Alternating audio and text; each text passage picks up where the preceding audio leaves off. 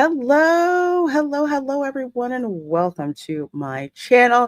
I'm Reina Creole, of course, bringing you that spice when it comes to sci-fi and pop culture analysis, and always keeping it real when it comes to theme parks. And speaking of keeping it theme park real, welcome to the Resort Recon Live podcast.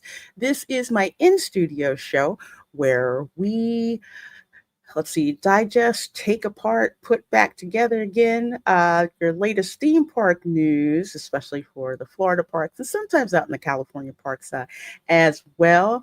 We take your questions, we give you guys, guidance, advice. Of course, we always have a couple of laughs as well.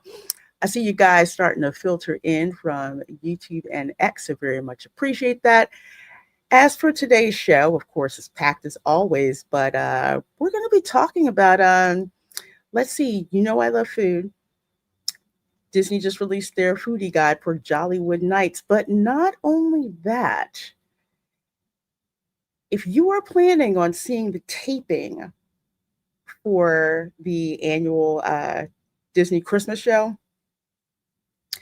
you might want to keep November 7th and 8th clear in your schedule. And we will actually get to that in the show because your girl was there last year. So I can give you plenty of tips if you plan to brave that craziness. And of course, we are going to be talking about why the heck hasn't Universal Orlando added Epic Universe for annual pass holders, as in drop that park into the pass, where just like with all the other parks, if you have that on your annual pass, you can go to them as well. So how come we can't go to Epic Universe yet? Yeah, we're going to talk about that.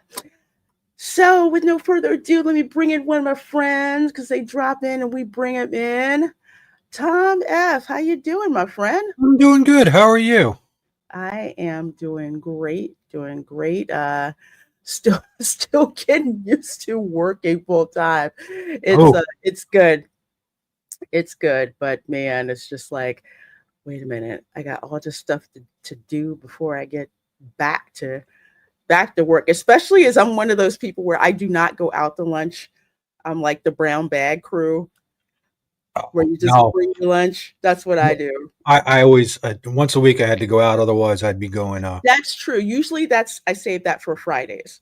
I usually I save used that to, for I Fridays. used to see when they had the specials on at certain places. And, and, Hmm. and, and that's when we would all cahoot and say, okay, this one's got this going. What's their lunch special today? And we'd go and do that type of stuff. Yeah, for me, it's like always on a Friday, but the other days it's like, yeah, I'm the brown bag crew. What'd you bring? What'd you bring? What'd you bring? That's kind of like how I have to do it. Yes, I am geeking out over Tom's background. Isn't it amazing? You got Remind preview of all those AI pictures I took when I sent you that. I did. I'm like, oh man, that's so cool. And I saw, but I didn't know you were gonna put it in the background. That's even cooler. I'll help you work on crazy stuff. Maybe we'll make your computer explode and people can see that. Well, looking at your background reminds me I need to get back on my game with OBS. I haven't done much with it. I did and then I stopped, so it's kind of like, all right, That yeah, was my favorite one, the flames, the flame. That is cool. I because like the that flame. you're going through Circus Akanu. You're going through that. You're going there, and Hmm. it's like it looks like you're supposed to wand flame them. So I played Hmm. with that. I was like, wow, that is. I was amazed when it came off. I was trying to get them to go one by one, but all of them Hmm. going at the same time was nice. Yeah, I freaking love it. I love it. CJ says I usually move to walking distance from work because I like walking up to 30 minutes, waking up 30 minutes before work. Well, that's me when I'm working Waking up. Okay. from home. But yeah, I have to say it only takes me like 15 minutes to get to work, which is awesome. I love it. But if I have to go on offsite, I'm gonna have to go further. So not too bad, not too bad. I am truly loving the gig for real. Let's see, who do we have in the chat here before we get running with what we've got on the show today? We've got Avarice Carmageddon. Hello, my friend. Says aloha, Lorena. Well, thank you so much, my dear, and thank you for the great wishes about the new gig that I have. I am thoroughly enjoying being with my fellow peers up on the mothership. That's what I'm calling work. We all have the same mentality, so I'm loving it. I'm scared. And you scared? I'm scared. No, it reminds me of when I was working at Stark Industries. You know, there's a That's bunch why of us. I'm scared. I'm Yeah, that guy. I'm the guy who had to keep all those people running. That's why I'm scared. yeah. I mean, it's so funny. There's a group of us. We've been friends ever since we worked at Stark Industries. So no matter what jobs we've gone to, um, we've always pretty much stayed in touch for one reason or another. You looking for a job? Okay, let me help you out. Looking for a job? Okay, kind of doing it like that. Yeah, how is it a kind of group where one person in our group got bored and they're just like, man, I think I'm gonna go work for the Yakuza. That's the type of mentality we had going on. Uh, hey, Linda, I see you up there. It says happy Saturday, Lorena, Tom, F, Amherst, Carmageddon. Yes, happy Saturday to you, Linda, and to the lovely, lovely little dog, especially my favorite, Chihuahua mix. You mean the Pawawa? I call her. Yes, yes, she is. She's something else. I love her to death. You can have her. Trade you for the cat for a little bit. Oh Lord, Professor X, man, nah. Linda's probably going, no, no, no. He's a little, he's a Otis little and him would not stealth get along. demon. Mm-mm. No, because Professor X, he likes to start crap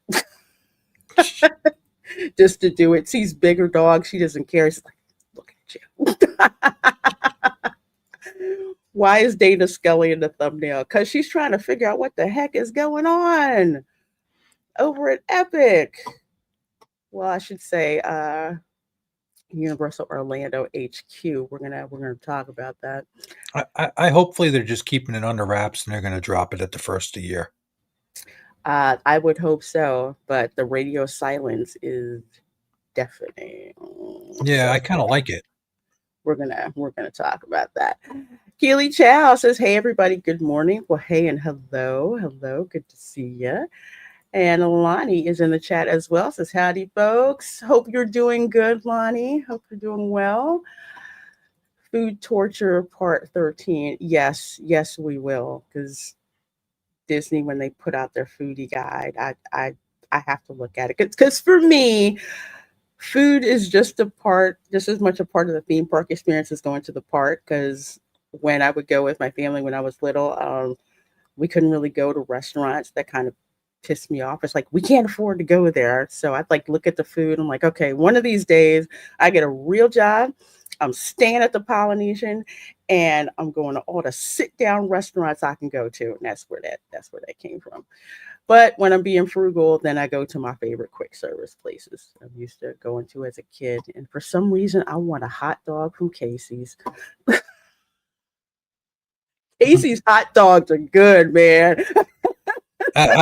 They're okay. They kind of remind me of some places in Jersey that I They used to go kind of, all the time. they kind of do. They kind of remind me of I get memories of going to the Steel Pier. Hiram's. There was stuff down in Fort Lee. There's Hiram's. There was a regular Nathan's, a true one. There's Yeah, Johnny Hange's. Don't get me started. Professor X be gangster like that. Yes, he is. Yes, he is. He will leave dead or almost dead lizards and palmetto bugs right where I can freaking step on it. I'm like, you little booger. But then again, he also used to totally destroy field mice as well. So, you get in the house. Sorry. Yeah. Done. This That, doesn't that's work. listen. I have a 75-pound fly swatter called Otis. Really. Oh, he a fly gets in the house, he goes absolutely ballistic. He's relentless with it. He does not like them. Rambam 3000. Okay, you said onions and you said HP sauce. I kid you not. I used to think it was Harry Potter sauce when I was over at the Leaky Cauldron. I almost thought it was Harry Potter sauce, and then my brain was like, "No, stupid! Remember when you went to the UK and you went to that one pub to get like true fish and chips, and they hauled all that stuff out?" I did, yeah, okay, yeah, that's some good stuff. Yep. It's what is it? Is it? It's not Worcestershire sauce. It's either way. That sauce is banging, and I think you can actually buy it at Publix. Did, That's did, how I know it's good. oh, have you ever done the red onion sauce No, no. from Sabret hot dogs? Ever never did it in New York City? Got Yes. the Yeah, I red know some onion bread. sauce with that. Oh my god. Callahan's. Oh Yep, yeah. Callahan's. That's the other hot dog place. I couldn't remember the name of it. Thank you, honey. Yeah. What was I gonna say? Uh Casey's hot dogs is consistently good. Consistently good. You can get a great value for your money at the parks, and snag a table early enough. You can actually, well, secrets out now. Watch the fireworks from there. Just saying, just Yeah. saying, without having to pay for the dessert party. Just saying. Mr. Milktoast, Reina Creole, I don't know you from John, Jacob, Jingleheimer, Schmidt. Yeah, I know that song too. But I'm glad to hear you've moved up the corporate ladder. We should celebrate the good fortune of others. Well, thank you. Thank you. I am very happy indeed to have moved up. I'm loving it. I'm absolutely loving it, and more so loving the people that I work with as well. Harry Potter sauce, the new Warner Discovery tie-in coming to grocery store. But like I said, if you go to the Leaky Cauldron, um, and I think they have it at Three Broomsticks as well over in Hogsmeade at Universal's Island of Adventure. They have it like everything's there, like the malt vinegar, which is freaking amazing. You have to have that. All right, folks. So we got 60 of you folks in here so far. Let's start with some funnies, which I so love doing. I am not going to apologize for this because I remember this. I remember when Disney and Barbie were doing collaborations. I totally do. I will not apologize for this. Barbie was in Epcot. This was back when just Epcot was just everything was so cool about Epcot.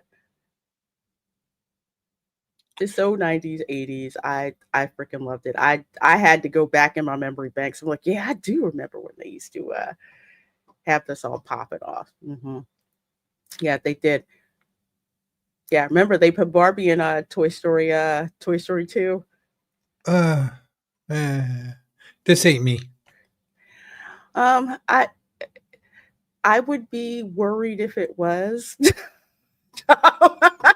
Yeah, yeah, I would so be worried if it was. yeah. It doesn't fit my style, does it? Oh my gosh, I'm looking at dude in the back with the mullet on. That's hilarious. Yeah. Hey, going Shogi. Yet back when Barbie was happy and confident, not self-reflective and fighting the patriarchy. Yet Barbie was about pretty much I can do anything, which is why I loved it, as a girl. And of course, big girls, that's why we spend all like an ungodly amount of money on the designer Barbies that come out. It was, I can do this, I can be a teacher, I can be an astronaut, I can be a vet, I can be a pediatrician. At one point, it's like I can be a stay-at-home mom, I can be president. That was it. It was just fun, which is why I got so pissed off at the Barbie movie. But that's something for another time. So I thought that was funny. Um, Next thing, folks, Oh, read the sign. Nothing beats a Jet2 holiday. And right now, you can save £50 per person. I'm not That's £200 off for a family of 4. We've got millions of free child place holidays available, with 22 kilograms of baggage included. Book now with Jet2 Holidays. Package holidays you can trust. After National Protection. That's a fun ride right there. I don't think his friends told him what the deal was.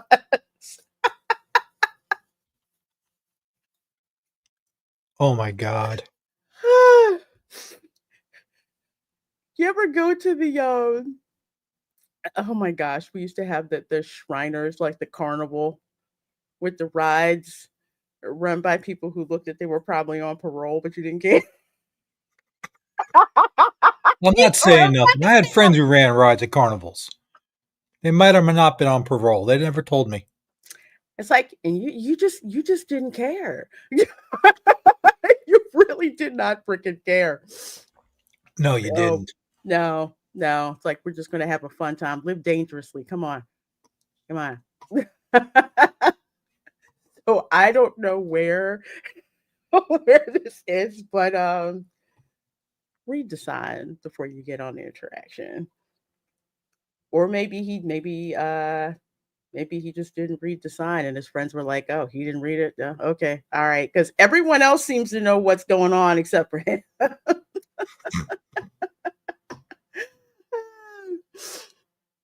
Let's see. Hey, Ron. The fact that virtually no boys ever want to play Ken should tell creators there are girl brands and there are boy brands. Well, that's how it's always been.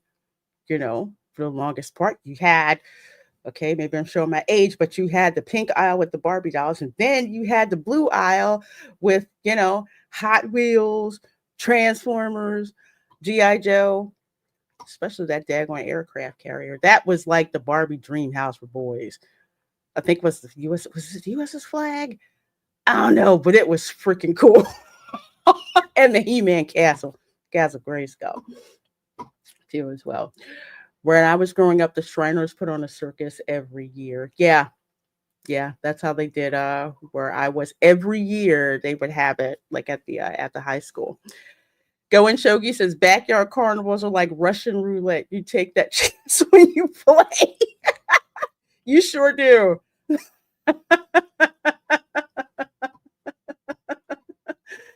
Oh my gosh. We won't go into the fact that the Ken dolls that I had were basically butlers, and I hung out with G.I. Joe. So yeah, I was that kid. I was that girl with the Barbie dolls. All right, we're a last funny that I'm gonna show you because hey, this is Thriller, right? I love this. This is in Paris.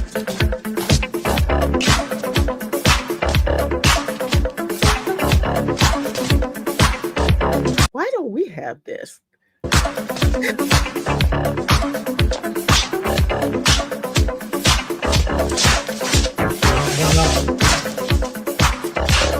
That is freaking.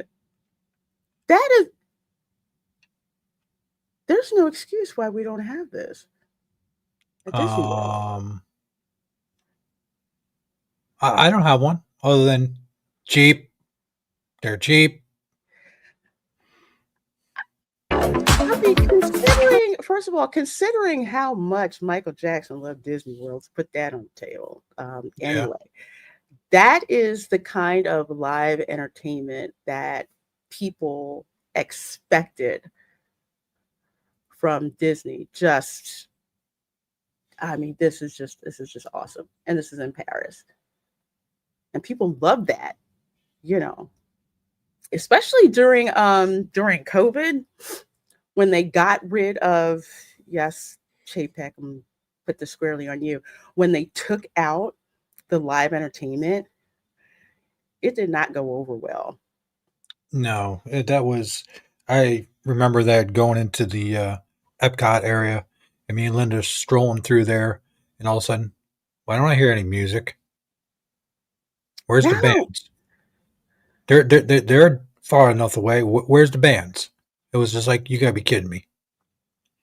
And then, the drummers in Asia, all that, it gone. It was just like, why am I here? yeah, it felt soulless. And some of the people in entertainment, they put them in, like one person I met, she was over in, oh my gosh, not Trendy, um, the other darn shop that I can't even remember what the name of it is right now. It's right next to the AMC theater, but she was in entertainment, and I'm just like, the parks are not the same without you guys. She said, "Thank you. So many guests have been telling us we miss the live entertainment. It's like the park is not the same." And that's the Disney difference, where you had, you know, entertainment like this on the regular, and they would always just like plus, they would just like plus it up. It's just insane. Sonia says, "Yeah, Mickey Mouse got the booze. Go Mickey Mouse. Go Mickey Mouse." Yeah, this is in freaking Paris. It seems that a lot of the parks around the world still give a better show to people when they go there, more entertainment value. I mean, kids are going to watch this, adults are going to watch this. Okay, this is cool. And it has no hidden agenda other than to say, hey, this is our characters dancing to this cool song for Halloween. But where the heck, where is it here? Where is it in Disneyland? Where is it in Disney World? Where? Yeah. Yeah. It's like you get a better show in, well, first of all, Tokyo Disneyland. Okay, so that's GOAT level. Everyone knows the shows are on point over Tokyo Disneyland. But Paris, Shanghai Disneyland, Hong Kong Disneyland, the show is just amazing. And we used to have this, especially in the 90s. We used to have this. I mean, Powerline, anyone? Hmm. That was the thing. Disney North America probably still thinks MJ is problematic. Yeah, I don't get what's going on with the shows for real. But whatever y'all got in Paris, you need to bring it to Orlando, because again, this gives me 90s vibes where they were just out and dancing. And if you remember Star Wars weekends, hyperspace hoopla, it was just, When you look at what they have now, everything is just a screen with information, yeah, piped in music, which is, soulless. I can pipe in music to my house, in my car. I get a pipe to. I want to go when I'm paying that much. I really want to be entertained. I want to see stuff. I want to have fun. Mm-hmm. I don't want to be, oh wow, look, another screen. Mm-hmm. I'll play video games for that. Yeah. Borg Porg, I am with you on this. I miss Captain EO. I had the great fortune of not only seeing Captain EO in Epcot, but Captain EO in Disneyland. And this is how I know the difference of the two. The one in Disneyland was like a sound stage. It's like the floor was dynamic. And Okay. Camera Girl, who I think was like 8 at the time, she was just like, this is so much better than the one at Epcot. She was just like mind blown how better of a show it was. Well, that was the original one, but they put it there before they brought it, over to Epcot. But saw both of them. That was a favorite thing to go and see how they did it. It's like you were literally inside a music video back when people actually watched music videos.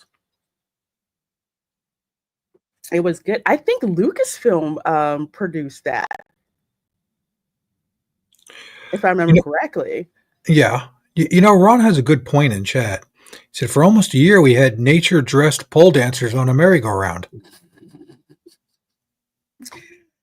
So, well, they weren't really dancers, sort of. I'm just saying, they Mhm. went to the local. They went to the local strip club and said, "Hey, ladies, we have a position. And you can actually stay semi-closed."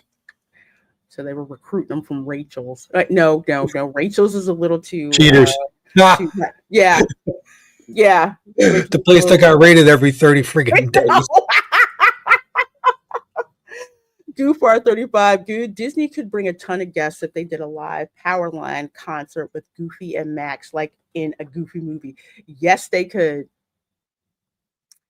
Yes, they could. Absolutely.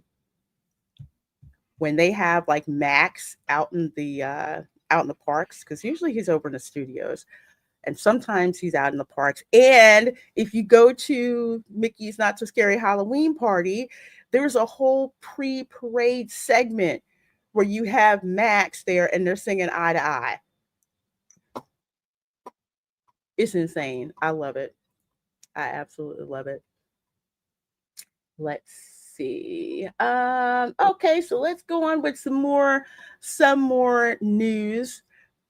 This is gonna be stuck in my head forever. I can't wait. I can't wait. So, coming to us from Laughing Place, the latest Trader Sam's Grog Grotto items available at Disney's Polynesian Village Resort. For those who don't know, there's Trader Sam's Grog Grotto over in the Polynesian. I have not been in there, but I walked through there, and it's basically like a tiki bar. But Disneyland used to have a lot of this Trader Sam's Grog Grotto items. So while they took Trader Sam's out of the Jungle Cruise, they kept his bar.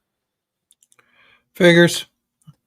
Yeah, yeah, they kept his It's bar. like Trader Sam was a fun part of the Jungle Cruise. Heck yeah. One of your heads for two of it. Yep. Oh, that's problematic. Why? Because Yes. they can think better than you empty heads can? Mm. So they do that to Trader Sam, yet during the Jingle Cruise, when they do the Jingle Cruise overlay up on like the bulletin board, they still keep that part that says, remember to bring some, remember the date for the potluck. Trader Sam is not invited. Look for it. It's in there. Try to Oh my keep that. god. So let's see. It's all migrated over to Walt Disney World. So this looks like this is over in Boutique, over in the Polynesian. So Boutique, still one of my favorite gift shops in the resorts.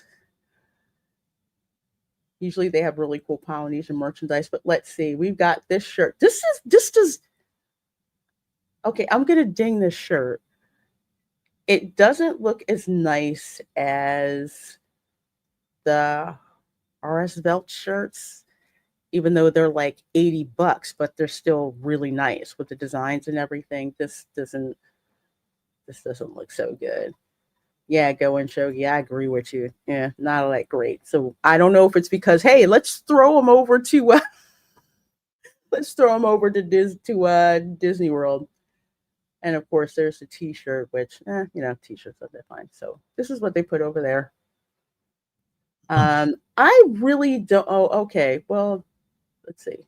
Set of coasters. Uh, I'm gonna ding the coasters because way, way, way back in the day, and some of you may have them. Shag, who was one of the artists, he actually had a collection of coasters, and it had like the throwback tiki style art that was on it. That was cool. I bought that. I I bought used to like my free pass holders coasters we used to get with Mickey or Minnie on them. Mm-hmm. They don't do that no more, do they? No, no. The only time I've gotten a free coaster You took it off was the bar? um no, I didn't take it off the bar. I actually was given a good stack of them Ah, when I was at Oga's Cantina, and viewer super chatted me enough money to get this drink that came in like a ceramic little thing. Where did I put it? Oh Lord, it's back there somewhere. It's like the Yub Nub or something like that. Okay. But yeah, they gave me like a stack of coasters, which was cool. Cool. I like that. That was kind of nice. But yeah, I've swiped a couple of coasters as well when I've been there. Let's see. The RS Belt shirts are amazing, very comfortable, worth the cost. Yeah, that's why I always talk about those. They have cool designs, great designs, especially the Darth Vader one. You have to see that one. And yeah, they are, especially with the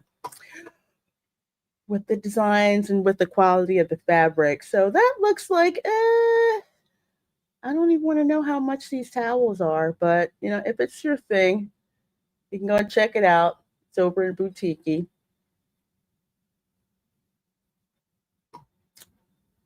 Pretty interesting. Depends on what you're looking for. There's nothing that really sticks out to me except for the towels. I might get the kitchen towels as a gag gift. What do you think, Tom? I don't like any of it. It's like, meh. Not for me. you know what they need? They need a T-shirt with Trader Sam actually on it. They need a T-shirt with Trader Sam, or they need a T-shirt with a bunch of shrunken skulls saying, "Why'd they get rid of us?" Yeah. Trader Sam did nothing wrong. That's what happened there. They did nothing wrong. Well, heading on to some more news. This is from Drew Smith. Drew, the Disney dude. I've seen him in the parks. He's really cool. Cool dude. Disney remains the top theme park operator globally, according to TEA's 2024 Global Experience Index. Keep in mind, this is from 2024. And I think some people tend to forget this because Epic Universe was not included. That did not open until this year. So this is 2024. Disney operates 8 of the 10 most visited theme parks worldwide. Top 5 most visited theme parks in America. Magic Kingdom remains the number 1 most visited theme park worldwide and in North America. Yeah, that's obvious. Disneyland Park remains the number 2 most visited theme park worldwide and in North America. Again, no surprise there. Shanghai Disneyland remains number 1 in China with a record year, number 5 worldwide. Well, honestly, where the heck else are you going to go unless you go to Hong Kong Disneyland? Yeah, I mean, I'm old enough to remember when there was only 2 Disneylands. Yeah. 2 Disney places, and they were in the States. Two Disneylands, and someone Disney World, Disneyland. 2 Disneys. Yeah, Just two put it that. Disneys. The one that we knew, and the other one that was like out on the West Coast. And someone correct me if I'm wrong. Was Hong Kong Disneyland constructed before or after the CCP took over Hong Kong? I don't know. Because I can't remember. When that was.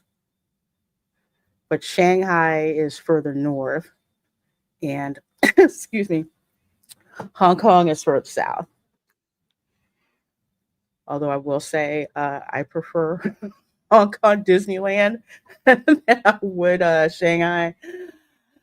Typhoon Lagoon remains the number 1 water park in America. So this is what Drew Smith is saying, or what he pulled out. Now, I like to see the actual numbers. It was built a while after. Oh, okay. Okay, because I know a lot of people took their money, and a lot of money left Hong Kong and went to the States and went to Vancouver when the British turned over Hong Kong to China, because Hong Kong got crazy capitalism going on in that place. Rich. People are like, we can't trust the CTP. Bye. And they left.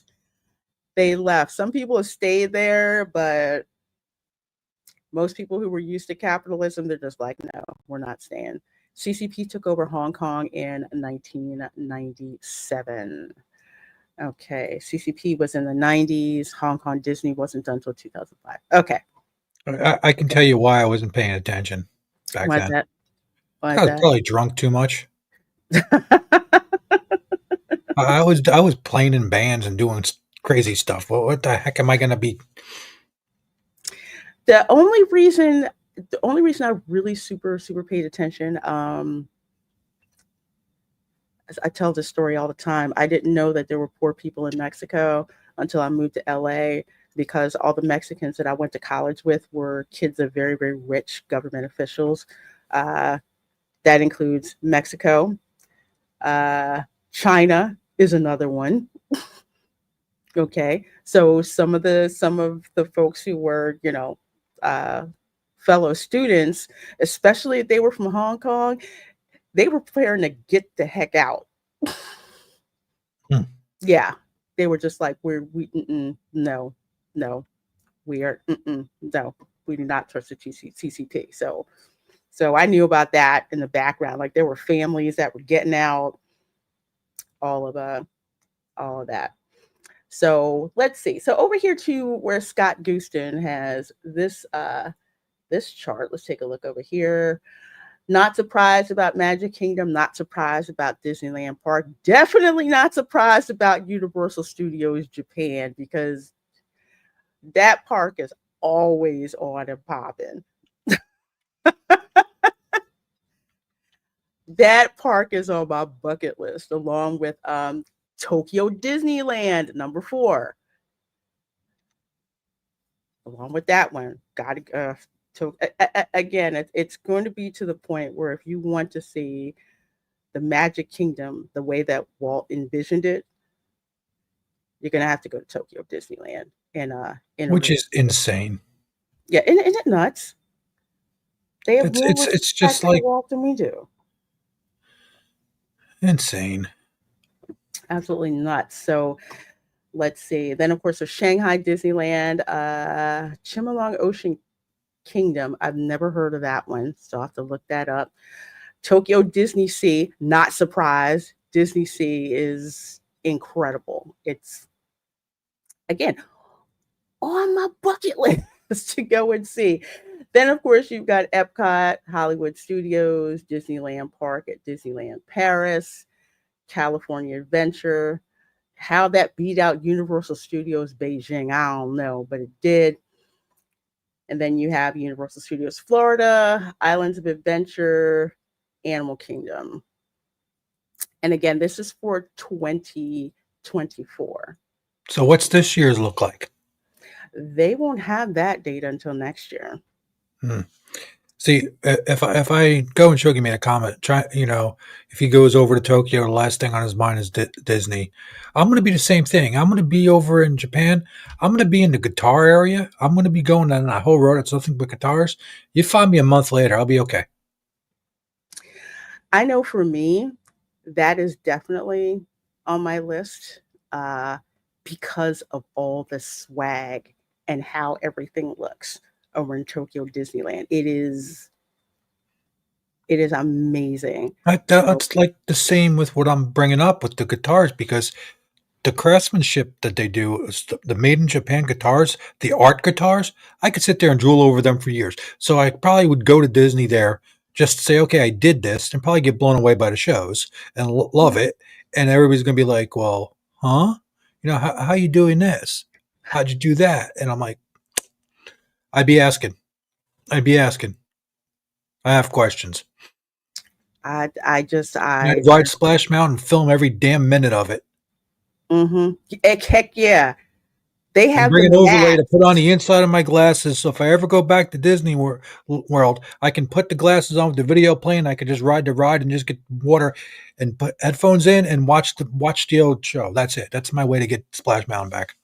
Well, at Tokyo Disneyland, they have the Max event for Splash Mountain. I mean, see, I want to go to check that out, the food out, the merchandise that they have is just amazing. But that's on the list of like if I go to, not if, when I go to Tokyo, there's, of course, Universal Studios Japan. I got to go there. Harajuku District. I've got to go there. I have to, finally see Mount Fuji. I'm riding the Hello Kitty Shinkansen, the Hello Kitty train. Yes, I've seen pictures of it. I got to freaking do that, and go shopping for a whole bunch of stuff I have no freaking business. Well, yeah, I'm gonna love it. I'm gonna love it, and I cannot wait to go. The Real Adventures Typhoon Lagoon is the #1 water park in North America. Yeah, I want to see proof of that. Honestly, when I think water parks, I'm not really thinking Typhoon Lagoon. Oh. I'm really not. Um, I want to see. Let's see. I want to see proof of that, and I do not. I do not see it. Oh, there's Europa Park, right behind Hong Kong Disneyland, right behind Universal Studios Hollywood. So, and they're in Europa Park. But yeah, you have to remember that's 2024. So I see people are just like, oh, they said that, Universal was going to eat Disney's lunches. This is 2024 numbers, folks, not 2025. So I'm not surprised by any of this, because honestly, for the past couple of years, this is how it's always been for the most part. So the only thing is that I can see here is like Disneyland Paris is down 1.8% from last year. Universal Studios Florida is down 2.6%. Islands of Adventure 5.5%. And I think a lot of that is due to people saying we are noping out this year because we want to go to Epic Universe. How many times have you been there now? 3 times, I think. So I got you beat now? Uh-oh. Yeah, you got me. You got me beat. Only because I usually pay for 2 tickets to go. I had 2 actual tickets and the rest were go-agains for free. So I can't. Yeah, that's what they did with the Battle of the Ministry, which don't get me started on that. Just don't get me started. China did a great job hiding it from the majority of us because the internet was still very young. Yes, if I was not in engineering, I wouldn't know. Because there were so many engineering students that were either from, well, it was back then, not as many Indian students as there were Chinese engineering students. So, yeah. That's how I found out, because it actively affected them. So that's how I found out for the most part. Hey, Alan Irons, good to see you. Good to see you. Just hi, Lorena, and everyone in the chat. And Bonzo Kilborn says, if we're going to Japan, I want to go out to the wilderness and see the mountains and forests, maybe even learn to be a samurai like Tom Cruise. I want to go to one of those like southern islands and see like all the seafood cuisine that they make, except I'm not doing sushi, screw that. and I would also love to learn how to perform the Japanese tea ceremony. That's something that's on my list that I have to do. And when Vasquez, hello, says, what the hell is on that background? My man going through the Matrix right now. Isn't it cool? I thought it was funny. I told him it's nuts, right? It is indeed wicked. Yes, it is. Wait, I'm coming up with more stuff, Lorena. You're going to think I'm insane. Nah. Wait, I'm insane. There's a difference already. Yes, I do. There's a difference. I know. That's why we're friends. Nita, how you doing? Says, hey, all. Hello, my dear. So good to see you. Hope you're doing well. You should be down here pretty soon, right? I think so. No omasake. No omakase for Lorena. No sushi. No sushi. The closest thing to raw fish that I will do is crab. That's as close as you can get for me is crab, and it may be good, but not for me. Mm-mm, mm-mm. No, sushi makes me turn green. I can't deal with it. It's just I can't deal with that, and also the texture because I don't like wet seaweed. I don't. I like my seaweed toasted, like the toasted seaweed snacks. That's how I like my seaweed. No, I can't. I can't. I can't do it. Hey, Secret Hero, good to see you. Good to see you. And Nita says, I hope to go to Epic this week. It's going to be great. It's going to be Yeah. fun. It's going to be fun. You're absolutely going to enjoy it. Awesome one says Krabby Patty. Yeah, I do. I do love Krabby.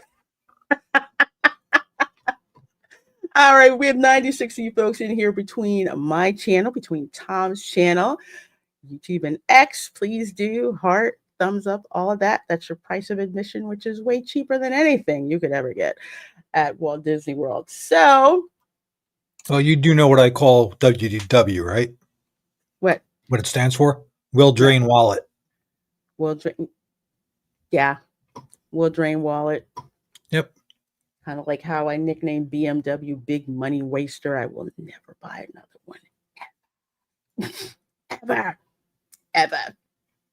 So let's see. Okay, so over here from Thrill Geek, Universal Orlando Resort launches new Universal Epic Universe multi-day tickets for visits in 2026. So this just got released here from Clint Gamachi. And let's see, before they had the tickets where if you bought a package at Universal and you bought the tickets, you could only go to Epic Universe one of those days, which kind of sucked, but we could kind of see that they were managing capacity. But now with the 2026 tickets, so you've got the 3-day base ticket, which is one theme park per day, pretty self-explanatory. Then you have the 3-day park to park ticket, which you can go to all 3 parks, not the water parks. Okay. So you can If get they're to those. doing that, the pass is coming. I'm thinking that it is, although it's kind of annoying because in a way it's just like, come on, some of us are just anxious. Some of us want to get it, but it's kind of just like, okay, how long has this been? Really, especially for people whose passes are up for renewal, and they're kind of just like, you don't have Epic yet. Yeah. So it's kind of like, why should I renew the pass? It's either renew the pass and I'm with the other, like with the other parks. So like I have the 3 park Studios, Islands of Adventure, and Volcano Bay. So it's like, but if I want to go to Epic, I got to pay $150 a pop. It's like, eventually it's like, that's more than how much it is for my pass a month. So eventually it's kind of like, you need to do something new for me. I'm Eventually, wondering if they're holding off on it. The only reason I can think of is to keep capacity down. Because if they just put it on the pass right away, I think it's going to be a flood, you know? So yeah, I get your point. I get your point. But it's like, it's when the park opened, like what, May? Park yeah, opened in May. And it should be at a steady state by now. So I was thinking, and this was just me, that they would at least start letting us know about it like around this time period. But I get you. They probably will, like they haven't announced it. But the way that it looks now, it's like, okay. because they're going to get so much traffic, more traffic, just by having a tickets like this. Somebody coming out of town where they could just park hop and do that. Like, okay, you can see them going, let's start out in Diagon, go to Hogsmeade, and then go to Paris. Or let's go to Paris first. And they're going to do this Harry Potter tour. The rest of the lands are great, but people are going to do that. Mm-hmm. because it's the one three. It's the one theme in all three parks that has a draw to it that is going to keep coming, and they can make a bunch of money. I'm telling you, they Especially make for a the night bus that just takes you from the front of Universal, brings you there. Could you picture if they brought you in a back way to London? and that's what we thought it was going to be. Like, was it going to be something like a night bus? And like you're saying, you get on almost like the Hogwarts Express, but in bus form, and everything there, including like the effects where you kind of shrink down and all of that. But they didn't really go for that. They just went with the regular bus. So we were kind of hoping that they would do that. But you're absolutely right. Potter fans are nuts. And I say that in a good way because we're Potter fans. You open up something that's Harry Potter related, guess what? We're flooding that sucker. We're buying all the merchandise. We're doing all the experiences. They're the ones that are wearing the robes when it's like 100 degrees outside. We don't care. It's like you give us the experience and you know, and we'll go for it. The immersion is absolutely insane. And it's just gotten better from you have Hogsmeade, then you have Diagon Alley, which they had to do because there wasn't enough room over in Hogsmeade. We were crowding the place. And then over to the Ministry of Magic, where you get to Paris and literally the immersion is so good. It literally looks like the Montmartre section of Paris. You couldn't tell that you were in Orlando at all when you go. And that's even bigger and dare say, yeah, that's going to get crowded. The funny thing is, the only time that real immersion gets booted is all of a sudden you're in Paris and you see a rocket go up.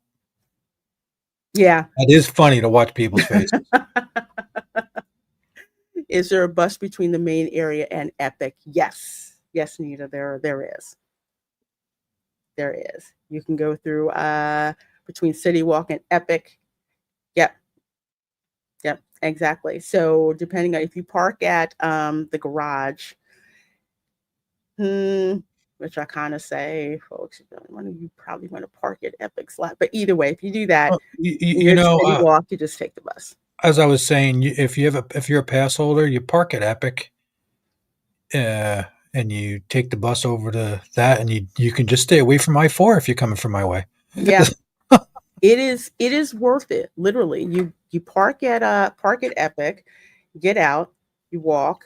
I want to say like over to the left when you're walking towards the park. I think that's where the bus It's so depot much is. easier to get into Epic than those two other parts. It's not even funny. It is.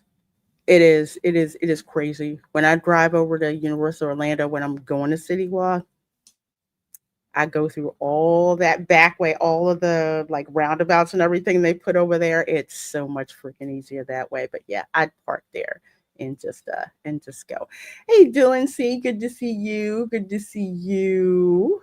Good to see you. And I think I said hi to John the Beagle Dad. Hello, hello, hello. Staying away from I-4 is my hobby. Girl, you and me both. I listen. I-4 in Florida, I-4 in New Jersey. No, your little No, clip. No, that you do. Yeah, no. no. It for me, for me, it's like freaking GTA if I have to. It's basically like driving back in New York City, but with drivers who really don't know what Yes. they're doing. No, not at Because New all. York We City want to didn't have that go many tourists driving; they had cabbies. three. It's like I trust the cabbies more than I do the tourists because the cabbies are at least trying to make that money, and it's like, yeah, go ahead. I know what you're talking about. Go ahead and do it. But here, it's like you got people going across 4 lanes of traffic They're because they don't stopping know where the minivans, exit is. backing Yeah, up. backing up Yeah, in the left lane, 40 miles per hour, it's where they insane. don't really want to go anywhere. And then, oh, God forbid, you should start approaching the entrance to Disney World, okay? Don't The get me signs started on that that. say no stopping, people And will they stop. all friggin' They stop. all stop. They drop like about 30 miles per hour. You can count on it. Okay? You can Well, absolutely and, freaking and, count and on it. all you do is you see all the cell phones and the cameras. That's all you see. Put it out, put it out, put it out. And I'm driving. I'm just like, oh my gosh, you freaking tourists. I mean, I get it. I get it. It's their vacation. It's done. But listen, people, I don't want to die because you need to get a snapshot of the Yeah. I'm stopping behind you, and the trucker who was, you know, not paying attention for whatever reason decides to eat the rear end of my vehicle. I really don't want to go through that again. Yeah. Yeah. And there are signs, believe it or not. Mickey's put signs out there that says no, stop it. Pay attention, folks. But anyway, so you can get the 3-day park the park ticket. Of course, you can enjoy all those parks. You can bounce between all three, which is really good if you don't have that much time to spend at the parks. I do not know how much that is going to be. You I got to don't figure. seen You that. got to figure. They got to average it out with the park with being out of park hop like that. I'm figuring it's going to be at least $200 a day. Possibly. I'm thinking park to park ticket. I don't even know what the park to park tickets are Yeah, like I mean now. to go when my sister visited. Hmm. She did the park and the two parks. She didn't want to do Epic at first because they never seen the normal ones yet. Yeah. So I think that was about 140, 150 for those 2 days for the park for that one day for the park to park. But so that's what I'm thinking. Maybe about 200, maybe 240. I think you're I right. just don't see them overpricing it to the point where they won't get people doing it. Let's see. Visit one park, one day. There's a 2-park, 2-day tickets. Oh, okay. So we'll say 3 days. Well, if you did, you can do one day and do the park to park. It says park Okay. hop, All right. So it's averaging multiple about, parks a day. See it yeah. right there. Go down a little bit. Go down a Yeah. little bit more. Right there. Hmm. Multiple parks a day. Yeah. So there's one for if you want all the parks, including the water park. Yeah. That's the one that's all over here, 167, 156. I think it's just the parks, the 3 parks, and then there's the 1 park per day. So this is like the whole kit and caboodle, Click it. See if it changed the $167. price. Multiple parks a day on the left hand side. Under ticket type. Yep. See the price difference? Oh, that's for that's for That's the park to park. That's the multiple park tickets. So if you were going to two Oh, yeah, parks, this is for 2026 and beyond. yep. So there it is over there. Okay. So it's the new prices. So about 100. That's 153 I per was close. day starting. That's a starting at. So of course, depends on what date. Of course, it's going to be more expensive for holidays. What I'm thinking, and my guess is, are they going to include that when they have their ticket discounts? And by that, I mean when they start running these promos about, buy 3 days, get 2 free. Maybe I don't know yet. I'm looking forward to see what they do.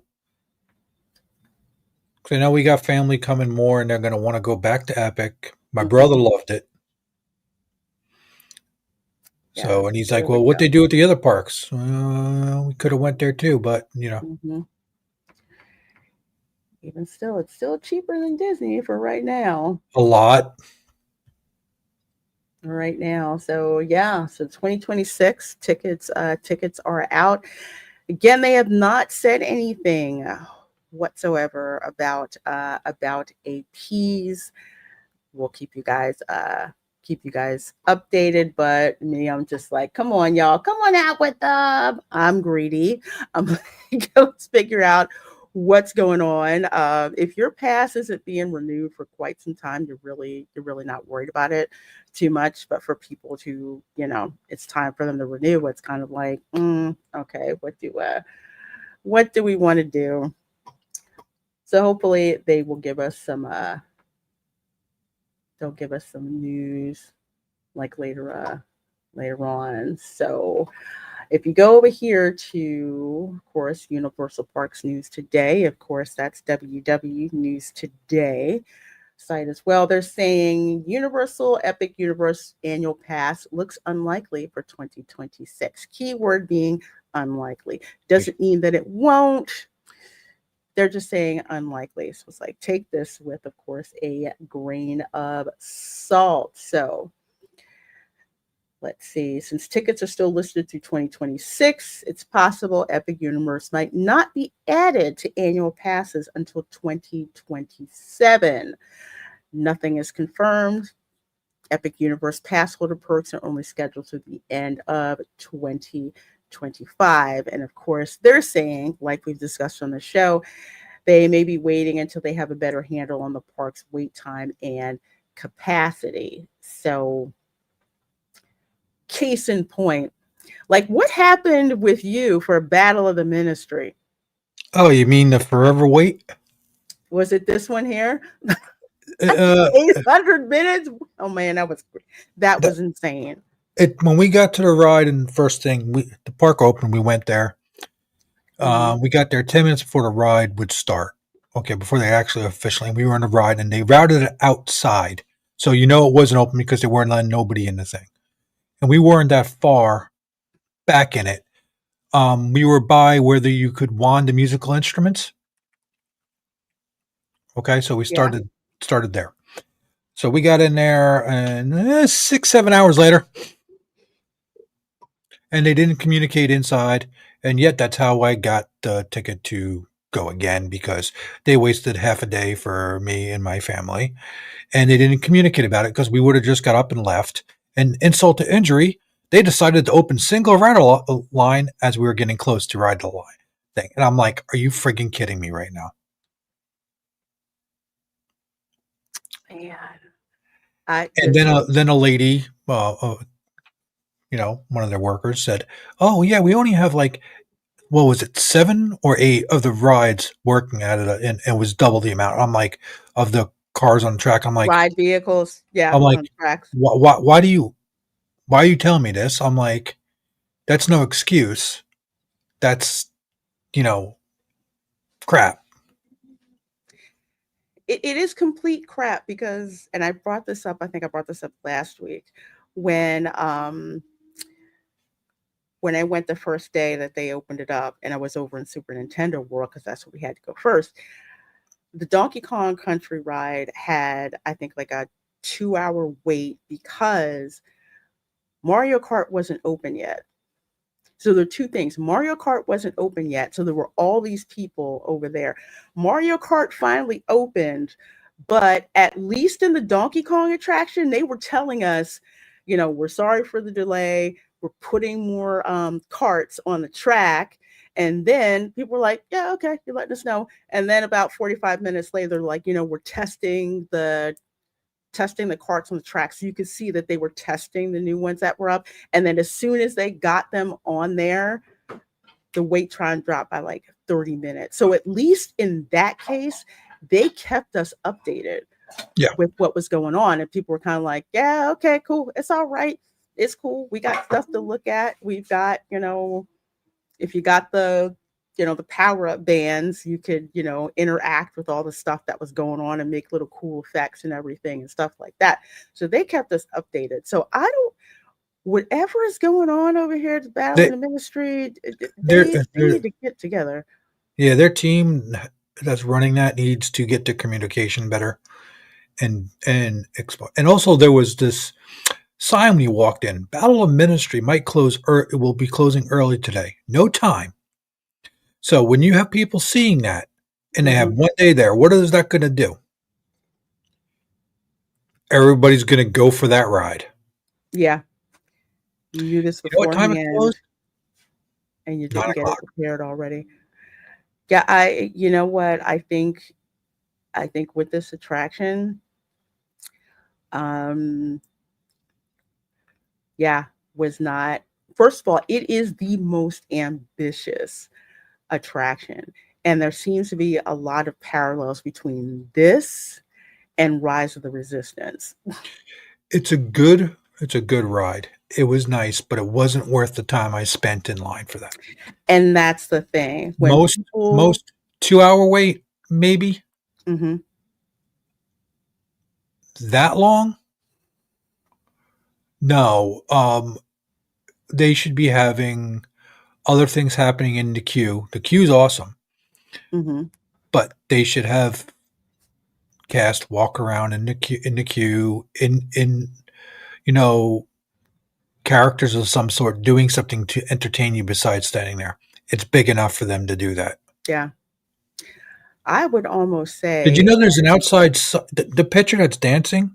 That one's yeah, not from the inside. I did another one. That was from the outside part of the queue. After you go inside, did you know that it separates out like a courtyard? They have no, that normally. Yes, that's where I was sending those pictures from for the Goblet Noir and all that stuff. When you come in, you get in through to the subway before you go through the flume. Okay, yeah, you yeah. come to the subway. You're in there. You get going to that one corner, and if you look to the left, there's big doors there. Well, guess what? You get right back out there when it's that way. So you go back out, and they got fans going. Sort of, and I was just like, I didn't even know this part existed. Those pictures when I saw them, I'm like, oh, is that the outside queue for Cirque Arcanu? Because there's Nope, that outside part. That's what I thought it was because I didn't nope. know it was that. Because Yep. when we went, when they, we didn't have tickets to get on the attraction, we were allowed to go into, to go see the inside courtyard. Ministry of Yeah. Magic went through the flu. Guess we didn't see that part. Nope. They didn't. They That's didn't have us do that. insane. And I'm telling you, it was like, okay, we're in AC. All of a sudden, you're back outside again. You're like, where'd this come from? Any fans? No fans? Oh yeah, they had some fans, Mm, but you're like, wait, what? Where did this really? You never noticed it was there. mhm. It's kind of weird. Yeah, here's I'm probably going to get hate mail for this, but I don't care. This should have been kept as a virtual queue, and they should have improved how you could get into the virtual queue because that was my biggest ding with Universal IT when this happened because people were like, "We can't get into the queue. We can't." I said, "It's That not was your fault. botched, and I It's called it from the their get. freaking fault." And I did a whole entire crash out, and I was talking about that because trying to get in, I was so freaking pissed off.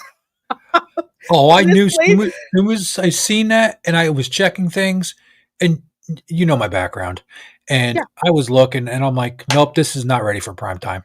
no, it was not at all. I'm like, you couldn't figure out how to how to set it up so people could actively see and actively know what to do because it we would think it would work like the other virtual queues do and it didn't and everything was just so screwed up with that. I said that was your failure number one to those things, but they should have kept this at a virtual queue because if it's not in a steady state, why do this? Why have people waiting for 800 minutes? That didn't. Mine didn't say 800 minutes on the thing. The most I ever seen that put on those signs like that, Mhm. 210, 210. I never seen it say 800 before. Well, Bio Reconstruct got this one, so I don't know when he saw it, but there are times where when you go past this sign, where the minutes can like ramp up, especially when attractions go down. But this is ridiculous. Like case in point, I've waited 2.5 hours to get on Flight of Passage. Flight of Passage is actually worth that kind of wait, considering what you walk through and all that Yeah. in order to get it on it. But 800 minutes, Well, how many minutes is 6 hours? 1,200 minutes. There you go. Yeah, But crazy. we didn't know when we got there. It said 120. hmm Yeah. Yeah, I with this, first of all, it seems like you have a capacity problem. So if you have a capacity problem, no one wants to see 800 minutes. If somebody sees 120 minutes, but we are out of virtual queue passes, at least they can nope out and go freaking do something else. And my big gripe is, why would you open up single rider when you have all these people still in the queue? Whose bright I, idea was that? I'm going to tell you why. It's going to piss people off, but I'm going to tell you why they do it. So they can put in full cars every time they put the ride vehicles through. That's why. Yeah. Single rider line exists solely to fill up capacity. That's it. That's Oh, solely it. even with that, we still had 2 seats open in the cart when we went. I want to know who made. Well, you're never going to tell me who made that call, because this tells me something also is going on with operations Yep. right now as well. So, wow, I was freaking off. I need my coffee this morning. That's a darn shame. But anyway, yeah, there's Battle of the Ministry. If you are going to Ministry of Magic, Pack a lunch. and pack a lunch, pack your patience, pee before you get in the line, pee and change diapers before you get in the line, There's and bathrooms there. go first thing in the morning. There's bathrooms. When Oh, you get really? to a certain point, yeah, there's a family swap room and they have bathrooms and stuff. Oh, they must have learned from Flight of Passage, And there's because there was water and there's water fountains all over the place. bring an empty Gatorade bottle. You might need it. Yeah, yeah, but y'all got to figure that out. But anyway, it'll be a happy day once they finally add APs. They add Epic Universe to the APs. Yes, there will be a flood of people trying to use their APs. So whether they will, now they're not going to do a reservation system. We would freaking revolt. They need to be able to handle that capacity. So Well, you got to figure how many. It depends on when they drop the AP, what time of year. yeah, because if you drop it in like January, that would make sense. Well, we'll say second week in January, because Yeah, Florida will deflate that for first week. Yep. January. When I say deflate, literally between the second week in December and the first week in January, Florida just gets freaking invaded. You can't go anywhere, and it's everybody's freaking everywhere. They're not trying to leave the state. So second week in January, when everybody's broke and they're going home, That's yeah, when you open it up. that's when you know. Ram Bam 3000. Can someone tell me what kind of world we live in where the fools are ones in charge? Where you been for the past 2 decades? Yeah, you got the people who will fail up. Yeah, I I can't tell you how many people, and Tom knows this too, people who couldn't find their ass in the dark with 2 hands and a flashlight, but yet they get promoted. It's like, this person, You always wonder who you're sleeping with. What dirt do you know? Where do you know the bodies are buried? this, Something. this, this person, and you had that person who said, this is not going to freaking work, and I'm going to tell you why. Yeah, throw that person out. They're not going to listen to you. They're still not going to listen to you. It's a shame, but it's true.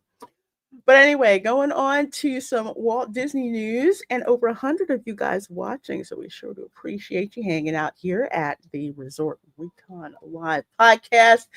The reason why I'm showing y'all this, because I took this last year. This is the parade that you would see during Mickey's Very Merry Christmas Party. However, this was taken in November of last year. And I remember you doing that. Yeah, that one, against my better judgment, I fell on this grenade for y'all. I did because I wanted y'all to see it. And I was kind of making a point where if you were not going to be at Disney for Christmas, because that's when you can see all these parades and stuff like that for free and not have the, well, not free, tickets are jacked up. Or if you weren't paying for Mickey's Very Merry Christmas Party, you could actually go and get the experience and see how they're filming, because they film the Christmas special over 2 days. So Saturday I went. Let me go over here. That Saturday I went, which was like the first day. And I think I got my spot like an hour, I think, ahead of time. Yeah, you were there a while when you. Yeah, because it was crazy. And this is like a little bit later. It hasn't even started yet. I think that's when we got to see Alfonso Ribeiro go to like the bathroom. But Yeah, yeah, I remember busting chops on that. right. And he was running to the bathroom like, wait, there's Alfonso. And so yeah, this was the parade. All these freaking people. All of these people. It is crazy, crazy freaking packed to get there. And like I say, they film over 2 days. So if you are planning to go, I think this year it's November 8th and 9th. I think they're filming it. They film it over that weekend. I seen it. I'm good. Yeah, it's one of those things where I just happened to have the spare time to go. So I decided to go and show you guys. But I was like, yeah, I did it once and I'm done. It is insane. All the streamers are there, of course. And the folks who want to go there to say, hey, I was on, you can see me. I'm in the parade. Well, mostly if you're on Main Street is where, if you want to really get on film, that's like where they go. Because where the tree is, that's where they'll have, the Grand Marshals of the parade. See that black shade there? Yep, I was in Grand Marshal booth. Yeah, that's where that booth is. So if you really want a close to guarantee to getting on, on camera, you need to be up and down Main Street. And sometimes they have those blocked off for cast members. But yeah, this is that crazy. If you want to go, that's when you got to go. And you can actually see the parade. I think, yeah, it runs once that day and then once, I think, on that Sunday. And the reason why we know that those dates are like X'd out for filming the Christmas parade is because the Festival of Fantasy parade is not running those 2 days. And that's the afternoon parade that they have going on. So this is from wdwmagic.com. Disney has updated its 2025 November entertainment calendar, and Festival of Fantasy Parade is now missing from the schedule on November 8th and 9th at Magic Kingdom. So if you are an annual pass holder and you want to see this, I highly suggest trying to get reservations. There should be some available by now. I haven't checked, but if you plan to go, I suggest you get that reservation sooner rather than later.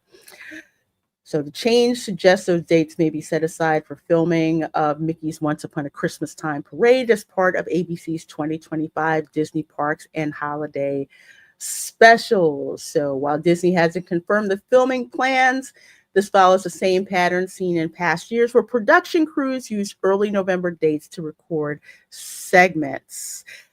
There's 2 parts to this.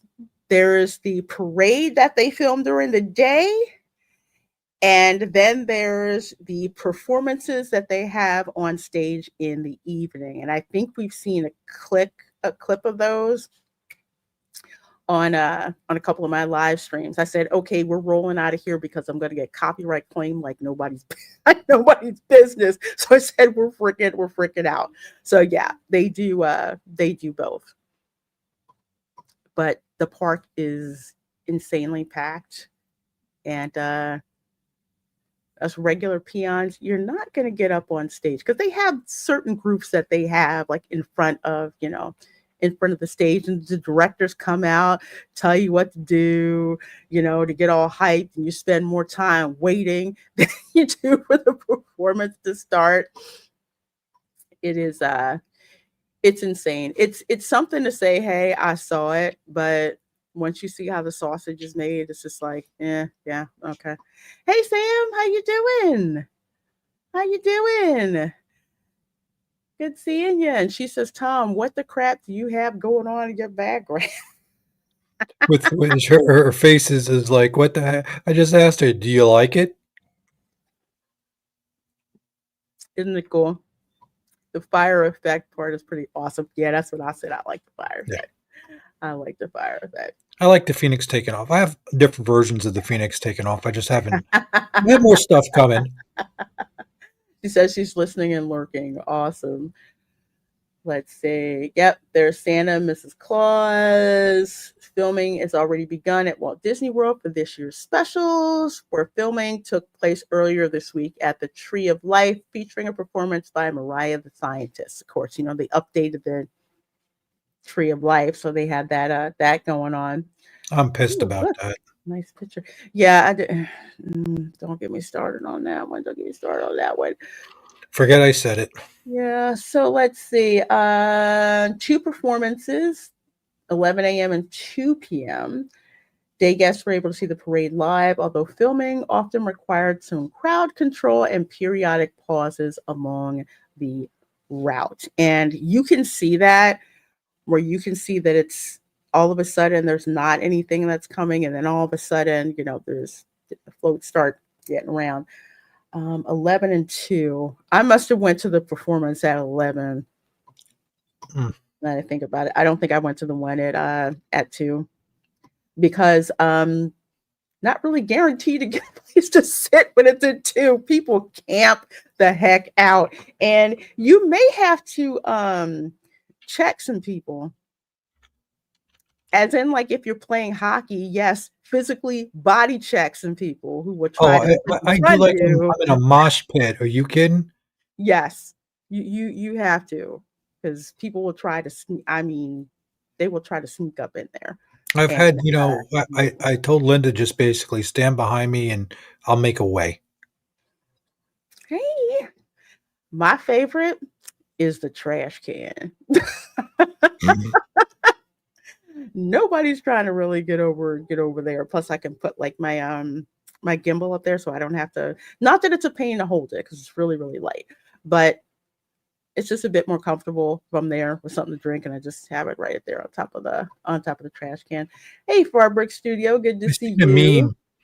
I've seen the meme. Somebody stand next to the garbage can. How dare people throw trash out at my table? So yeah, they have not confirmed if this year's filming will be open to regular park guests. Well, yeah, they might clamp down on that. I don't know. There's no way that they can keep everyone out of the regular park guests out of the park. My guess is, just like last year, the paying guests, they'll let them in. Pass holders, probably depending on what level of pass that you have, that can let you in. Usually, it's not a pass. It's not really a pass. It's a may use ticket if they give you permission for your reservation. All they got to do is just say, "Oh, the reservations are full." Yeah, they'll say they're full, or, and this is what's happened to me in past years, which is what happened to me last year. I had the sorcerer pass. So if you had the top tier pass and the sorcerer pass, you could get in. But any of the lower levels, you could not get in, because those are not blackout dates. That's the thing. If it's a blackout date for the other passes, they will not let you in. So they have to, if they try to black it out, like we'll say after the, or before, after the fact, nah, y'all are freaking wind up getting sued. Because I've exploited that loophole where they let me schedule to get in during like Christmas week. And I'm like, but the system let me make a reservation. So basically, they just gave me fast passes to go and see the Christmas parade. And I think I live streamed that too. I was in the mosh pit. Yeah. I got to go up in the mosh pit where they have it roped off for the fast passes. So we got to go there and actually watch the parade because it wasn't my fault. It was Disney IT's fault. So yeah, if you are planning to go, it's going to be insane. It really is going to be nuts because people are trying to get on TV. So there you go. There you go. Like I said, if you don't, I already went last year. So you can go find the stream, go back and watch it. I think I actually captured it. I think I have a video capture of it as well on Sunday, which was crazy because they had like the UCF cheerleaders and they had like other performances, which is why Alfonso Ribeiro like tripped on the trolley tracks and like twisted his ankle. Yeah, we were wondering why they had stopped filming, like really had stopped filming, or like what the heck's going on. Yeah, that's kind of what went on. So I'll have to dig that video out of when I recorded it. But again, you can just watch my video and just pretend that it's Christmas. You can go ahead and watch it there. But folks, sorry, CJ. I'm sorry, but we waited until the last minute.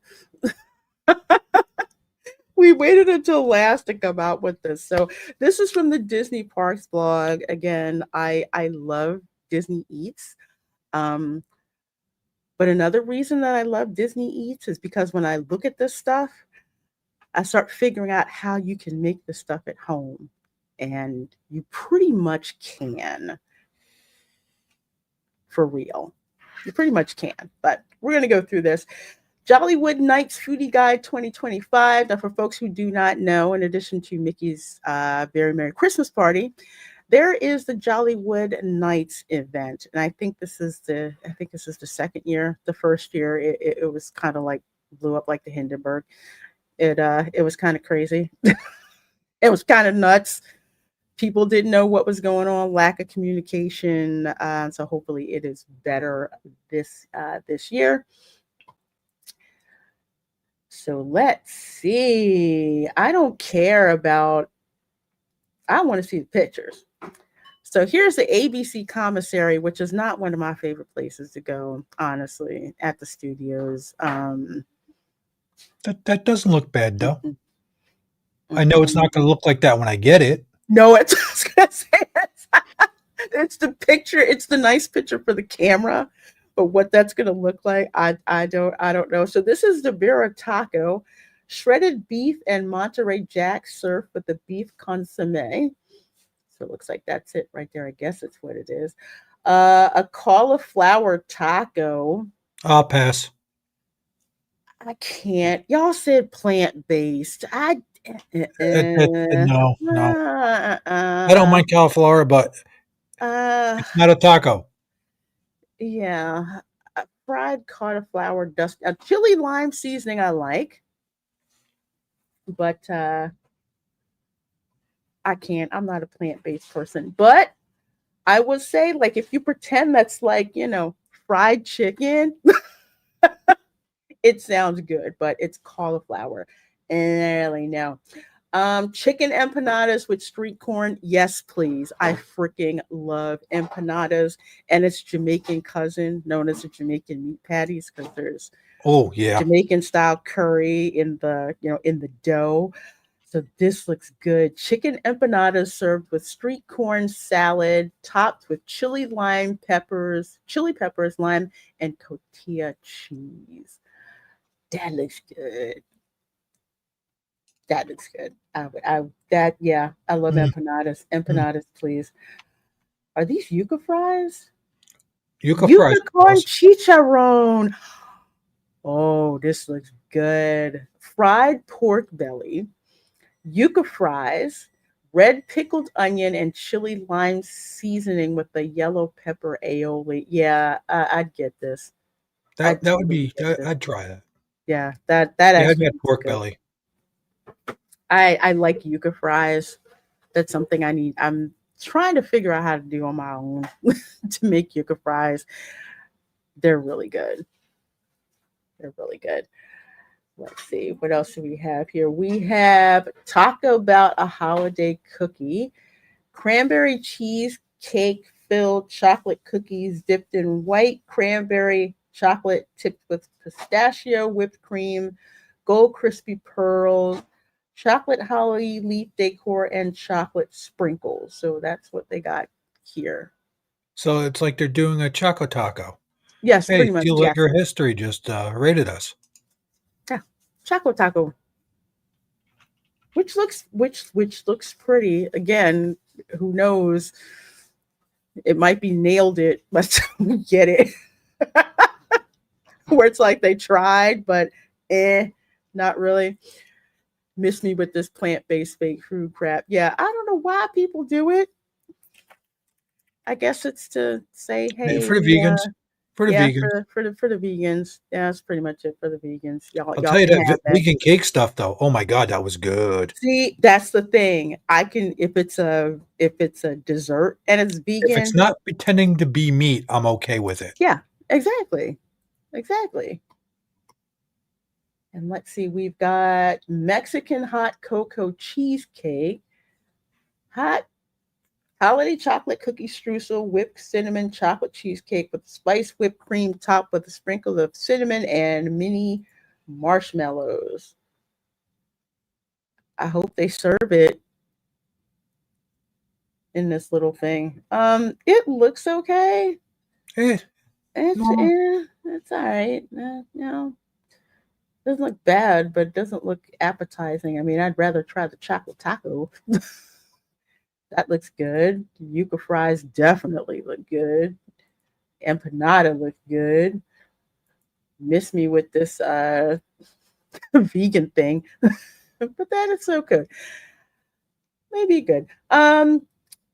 Yeah, I mean, ABC commissary is sometimes hit or miss, so it may be better for the party. I don't know. It's not one of my favorite places to go and eat. I pretty much skip that at the studios.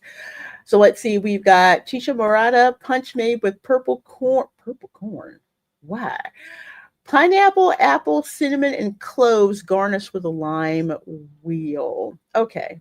I'm guessing the purple corn is just garnish. Everything else looks pretty good. We got to ask Culture about purple corn. Maybe he'll tell us. Purple corn. He knows about purple corn. He's really big into the whole farming thing. Oh, okay. Okay. So he can tell us why the heck would you put purple corn in a non-alcoholic drink? Yeah. I guess just to look good. Chicha morada with pisco, punch made with pisco spirit, purple corn, pineapples, apple, cinnamon, and cloves garnished with a lime wheel. Okay. Coquito. Let's see. Coconut. Ooh, I may actually be able to drink this.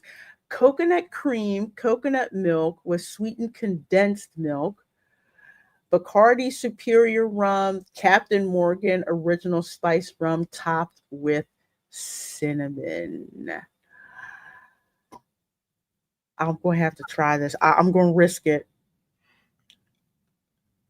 I'm gonna risk it. She's gonna risk it. You're gonna have to tell me how it is because I won't go. I will risk it. I will risk it. This looks close to, A rum chata, if you ask me. yeah, coconut cream, coconut milk. This is this is pretty much how I make my coquito. Hmm. Except I don't really use Bacardi. I use Cruzan coconut and I use Kraken, the dark rum, because I already have it because I'm making sorrel, which I use for dark Listen, rum. I'm Yeah, still pissed at cracking the company because if you're listening, cracking the company, bring out your coffee rum again. Thank you. you heard the man. It's a main ingredient in that drink. Purple corn is very sweet. Oh, okay. Okay. Okay. Waxaca Old Fashioned. Flecha Azul Reposado Tequila. So something that's green. No, that's blue. That's blue. Uh, Del Maguey Vita, Mezcal, agave nectar. Okay, you had me until you put agave nectar in there. I don't like that. Flavors of chocolate and orange served over ice, garnished with an orange wedge. No, thank you. I shall skip that very much, and I shall take the coquito and freaking enjoy it. Enjoy it. Hey, Steel Leg of History. Hello, hello, hello. Says thanks for all your support and kindness. I can never thank you enough. Everything. I just hit 813 subs. Had 70 folks show up in my chat. One of my biggest. Well, amazing. I'm so glad to hear that, Steel Leg. You are Nice. really killing it, dude. You are so killing it. Good to see you. Hope you're doing blessed as well. I need this. Gingerbread bites, plant-based, but it looks like that's a dessert. So let's see what we got here. Are you not gonna say what it is? Gingerbread bites, plant-based. Okay, I'm guessing that's basically what they are. Probably just gingerbread, like gingerbread, but like soft and just in little cubes. I Oh, can yeah, rock that's their that. poor excuse for not having the gingerbread houses at the other places. Don't get me started. I'll crash out. Sorry. I will crash. The fact that I will not be able to purchase my shoot. First of all, gingerbread shingle. Although the gingerbread shingle at the beach club was actually better. Was it? Yeah, it just the gingerbread shingle at the Grand Floridian. It's like it didn't taste like I would think gingerbread would. And then at the beach club, I think they added rye flour to their gingerbread, so it had this really nice spicy kick to it. It just tasted way different and much better in my opinion. You could tell it was something. It was next level what they did with it. But yeah, no gingerbread cookies at the Grand Floridian. Yeah, they used to sell it like the shingles, but nope, no gingerbread house at the Grand Floridian. I'm not going to be able to get my peppermint bark, which I've been getting for freaking years. Every year I would visit Grand Floridian peppermint bark, so much so that I had to learn to make it at home, which is why all my relatives want it. Every time I make it, Hey, you still got to try one of my adult butter beers. You never came over and didn't had that yet. I gotta have that. If I do, you're probably gonna give me like a little bit. I'm gonna be We got glad. a spare room. You could sleep it off. Well, let's see. Backlot Express, which I heard is pretty good. Hickory Holiday macaroni and cheese with burnt ends. Y'all got me already. With Okay. crispy onions and chili pepper sauce. I've made something like this actually, but it was kind of like on accident because I had leftover like brisket and like put the brisket with the macaroni and cheese on Oh yeah, I've been doing top. that. Yeah, I got friends with barbecue places. Yeah, no, just no. It's burnt ends and me are friends and enemies. Friends and enemy. I haven't tried burnt ends before. I'm like I said, I'm usually always using leftover brisket and instead. There's something about brisket and macaroni and cheese. Macaroni and cheese and anything, pretty much. Macaroni and cheese and lobster, macaroni and cheese and crab, macaroni and cheese and rotisserie chicken. But anyway, Jolly Jam Slider, Angus burger with bourbon, garlic, bacon. And I noticed like 65 of y'all slid in when I started talking about food. See, we're right here. That's what I'm talking about. Glad y'all are here. This is what we do. This is what we do. We start talking about it. Or unless I got a raid. Either way, I love y'all for coming. Um, let's see. Insomniac Lunatic. Hey yo. What we looking at? Well, what we are looking at, my dear, is all of the food offerings that are going to be at Jollywood Nights at Hollywood Studios. I kind of like to go through the foodie guide and at the same time give folks ideas of how you can very likely make this stuff. at home. It's not necessarily innovative. Sometimes it's with the presentation, but you can pretty much duplicate a lot of the stuff at home. But I'm a foodie, so we gotta look at the food. We gotta look at the food. Freaking love it. Jolly Jam Slider, Angus burger with bourbon, garlic, bacon jam, smoky paprika aioli, and chili pepper sauce served on a Hawaiian roll. That looks good. I'm just scared about how much it's going to cost. Because you can make your own bacon jam at home, but bourbon, that's what I'm stuck on. Bourbon. I used to good bourbon, the wild turkey, I think. Avarice, if they make that $30, I will shame them to no end. Like I know how much Angus beef costs at Aldi. And notice exactly where they probably got it from. Sleigh Bell Brussels sprouts, bourbon No, onion jam, and crispy onion. No, I'm not paying for that. no, No. no, no. I mean, onion jam and crispy. I mean, No, Brussels no, sprouts aren't bad, but it's not something theme park food. Go away. no. This is no. Y'all gonna have plenty of these left over at the end of the night. Now this looks like something that I've made at home. Sweet chili cheer chicken slider. Mm. Chicken thighs. You had me at chicken thighs. Chicken thighs are so freaking delicious. Let's see. Chicken thighs tossed in sweet chili aioli topped with Asian slaw and cilantro served on a brioche roll. I love cilantro. This looks good. Again, how much they're going to charge for it, I don't know. You can definitely make this sucker at home. Not that hard to make No. at all. Chicken thighs tossed in sweet chili. Yeah, get some of that like Thai sweet chili sauce. Eh, Stuff freaking good, man. Get that. Works out real good. Brioche roll, you can do that, or better yet, just get the darn Hawaiian rolls. That works too. Holly Jolly bread pudding, warm bread pudding served with chocolate hazelnut spread topped with cherries, holiday sprinkles, and a chocolate gingerbread man. I do not like, what is that? I do not like hazelnut spread. I just don't like. I do not like Nutella. I like the Ferrero Rocher. I I love gotta be in like a raw mood. hazelnuts. Hmm? I gotta be in a mood for it. It's hit or miss.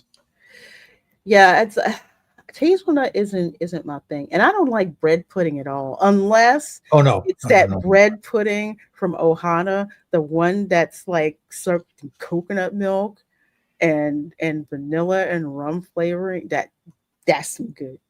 That's some good bread pudding. That's some good bread pudding.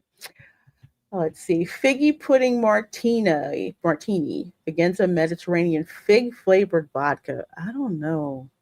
Fig flavored vodka? No, I no. I that No. Ugh. I I fig flavored. I don't know. That just doesn't sit well with me. Fig flavored. Yeah, it does sound weird. I mean, they couldn't use like peppermint schnapps and vodka. Even nutmeg vodka. I just figgy pudding martini. Nope, nope, nope.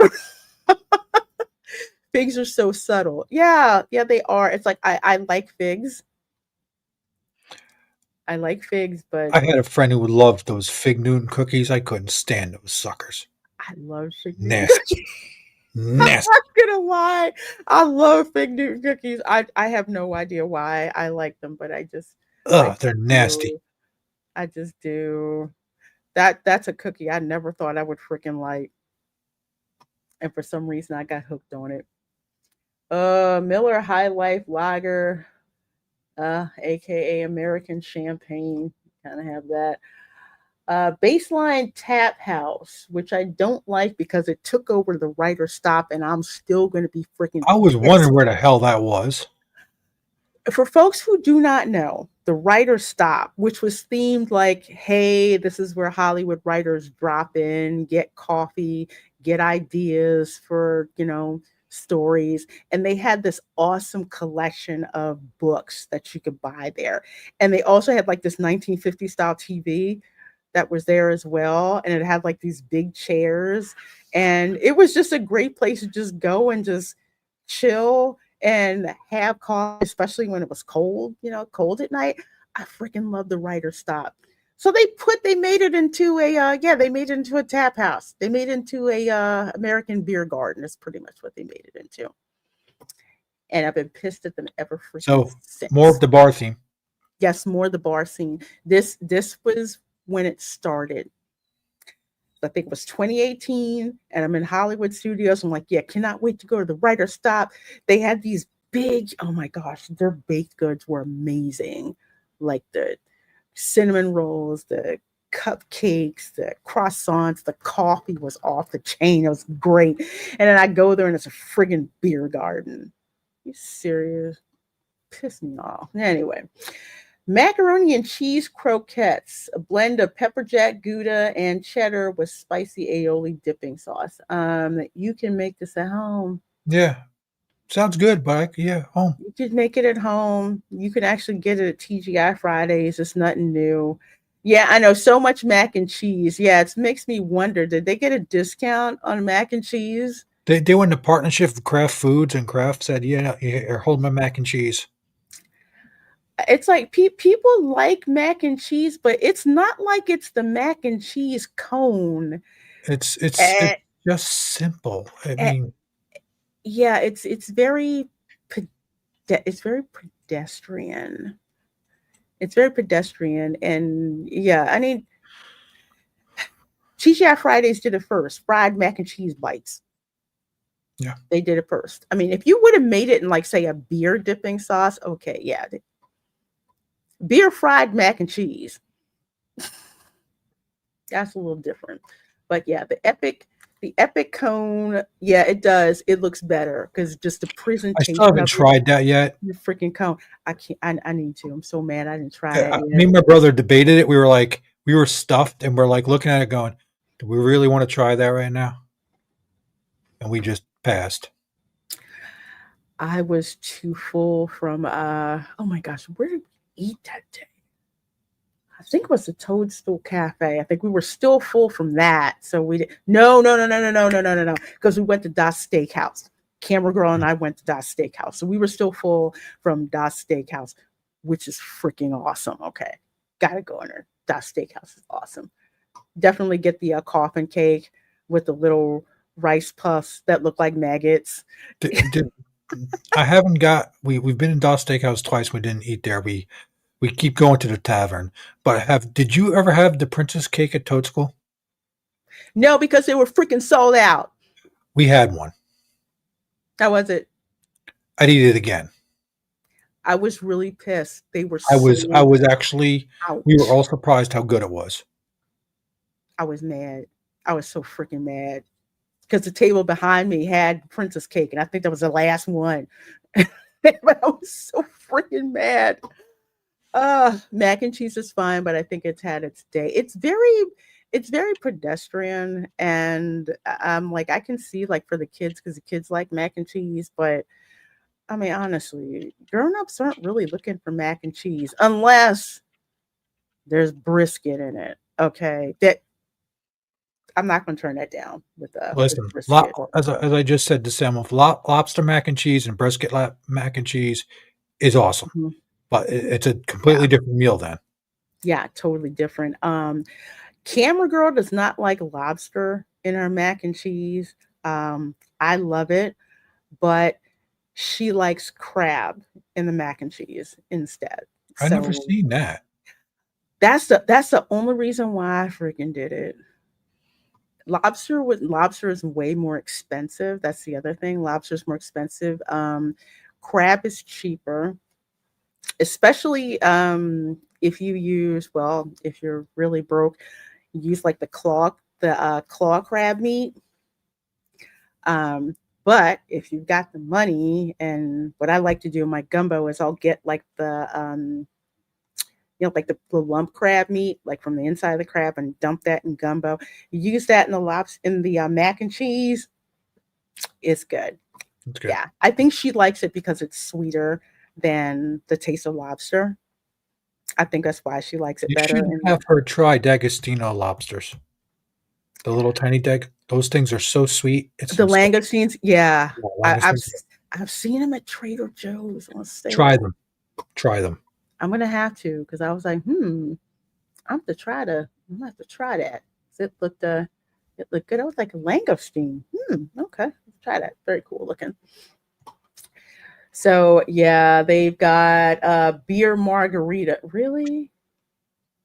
No. A No. a, a, a beer margarita? That's two things that don't need to be together. No. No. Now I will say I've had a key lime beer, and I think Three Daughters Brewing makes Yeah, it. that was good. I was That with was you when you good. had that. Yeah, that I was surprised. I am not a beer person, but key lime, if it's got key lime in it, I'll freaking try it. And that was actually good. But yeah, and not only that, but the Patron Silver Tequila, which is one of the most expensive tequilas you can get. I do love Patron tequila. I don't like tequila in general, but Patron tequila. Have you tried the coffee tequila? The Patron coffee? No, I haven't. It's probably good. Patron is good. That bottle that went quick with my friends that came over. Yeah, we had that. That was good. Yeah, Patron. Expensive as hell, but it was. I know it is. It's like I don't like paying that much, but daggone it, it makes some good margaritas. And a girlfriend of mine, she come over. She's like, "Yeah, I know you got Patron. We're gonna make some fire tequilas right now." Contreño liqueur, which I love. Lime juice, no, not working. Not working. Gertie, dinosaur Gertie, which I love. Ice cream of distinction. You can see where Gertie is because the big dinosaur. And then for Christmas, she's got like her dino hat on, and she's got like a ornament hanging out of her mouth. Christmas Gertie cookies. Gertie sugar cookie with a Santa hat. I bet you that's going to be $7 or more. Probably lowballing it. Dockside Diner, which is actually pretty good. Loaded samosas, potato and pea stuffed samosas with curried chickpeas, plant-based herb crema, and tomato pomegranate chutney. Samosas by nature are usually always vegetarian. This is probably one of the only things on a menu at an Indian restaurant that I will eat, except no, I do not like chickpeas. Get that out of there. I like it. I agree with you on that. The potato and the peas, I like. That type of samosa, I like. No, curried chickpeas, you can freaking keep that. Meatballs and Italian grits. Did you see what I did there?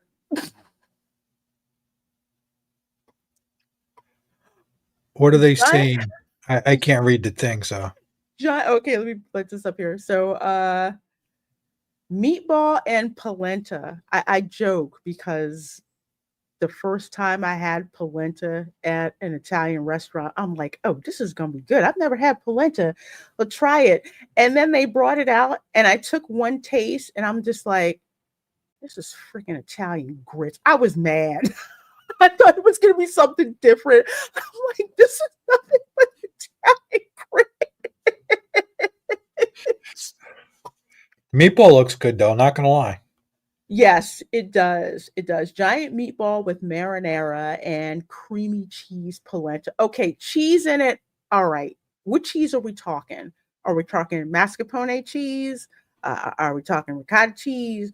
Are we talking Parmesan and Asiago cheese? A whole bunch of regatta, something. If they make it like the cheese, if they make it like the grits that you make for shrimp and grits, which is like flavored with cheese, bacon, all that.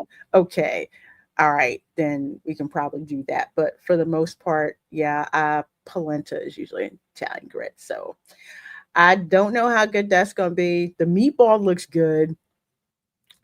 I'd risk it for the meatball. I mean, you really cannot go wrong with meatballs, really, for the most part. Well, if they're not seasoned right, then no. But hard to go wrong with meatballs. Um, Nobody in my family likes to make meatballs. I think you have to have a special kind of OCD, like I have, in order to make meatballs. So they'll eat them all, but they won't make them. I don't get it. It's like cookies, I can get it. you know. Sam Wolf says properly seasoned polenta is really good. Otherwise, it's just Italian grits. They did not, girl. They made no effort, and it probably didn't help because I went to an Italian restaurant in the UK in London, which was probably my first mistake. Uh, it was so tasteless. It was bad.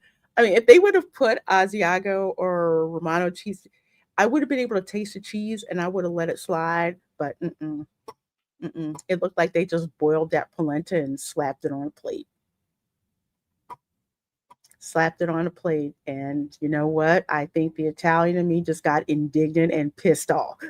This is so nasty. So bad. So freaking bad. But anyway, meatball looks very, very tasty. I like the cheese up here, and that looks like Italian parsley. Yes, there is a difference, folks. Italian parsley is flat. The other parsley is curled. Found that out later on. Let's see. Christmas tree cookie stack. Okay, this does not look like something hard to mess up, but probably what they're going to charge $8 for. Vanilla cookie stack filled with pistachio buttercream. Okay. I try that. Cranberry and raspberry jam topped with sprinkles and a yellow candy. So yeah, I get that. Not gonna lie. Not gonna lie. I get that. The presentation looks really cool. I would have to try that. Cheese with cream in between. Abra says 8 to 10 minimum for that. Yeah, I don't think I've ever seen a dessert offering at Disney for less than $8 for special event item. Let's see what we got. Sandy Claus hot cocoa. Hot cocoa by Joffrey's topped with cherry whipped cream. So you can get that from the Joffrey stand. And you see me on streams. I've gotten a lot of stuff from Joffrey's coffee. It's some good stuff. They handcraft their stuff really good. So I totally get this. Sandy Claus hot cocoa. Stroop waffle bourbon coffee. What? Oh, if you have not had Stroop waffle before, Okay, I'd go with that. They're so. Look at this. Oh, that looks so good. Let's see. Buffalo Trace Kentucky Straight Bourbon. Hello. Salted caramel syrup, half and half. Joffrey's cold brew coffee and caramel sauce garnished with a crushed waffle. Yeah, I can make that. Yeah. Totally. The rim just... Oh. It still looks good, though. It does. It does. Man, if you go to Joffrey's and again, on my streams, 9 times out of 10, I'm hitting the Joffrey's card. For one thing I miss about going to Disney the most is the cold brew fix. Not I get it other places, but we get into Magic Kingdom. First thing I do is get my freaking cold brew. Mm-hmm. Epcot, same thing. And it's so good. So absolutely delicious. I love it. Yeah. Joffrey's cart. That's why I say Joffrey's over Starbucks. Joffrey's, that stuff just hits different how they do it. And you actually get more than Starbucks, honestly. You do. I haven't had a bad thing from Joffrey's at all. Epic Eats at Echo Lake, a s'mores funnel cake. Mini funnel cake topped with giant roasted marshmallow, chocolate and marshmallow sauce, chocolate curls, and cinnamon cereal. It looks good, but it doesn't look like a funnel cake to me. No, it doesn't. It looks like a snack Cookie. cake. Yeah, a cookie. Funnel cake is it's just this mass of fried delicious Dough. goodness, Yeah. and you've got powdered sugar on it and an obscene amount of toppings on it, whether it's strawberry, whether it's apples, whether it's like they just dropped the delicious fruity sugary goodness on top of a lovely bed of fried freaking dough.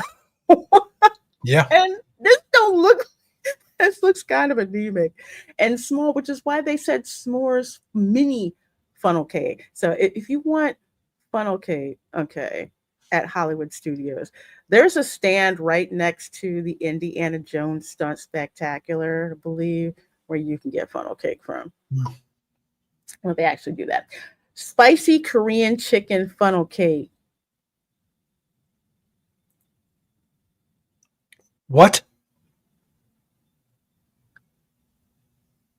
I I don't, okay. Mini funnel cake topped with spicy Korean fried chicken and pickled slaw.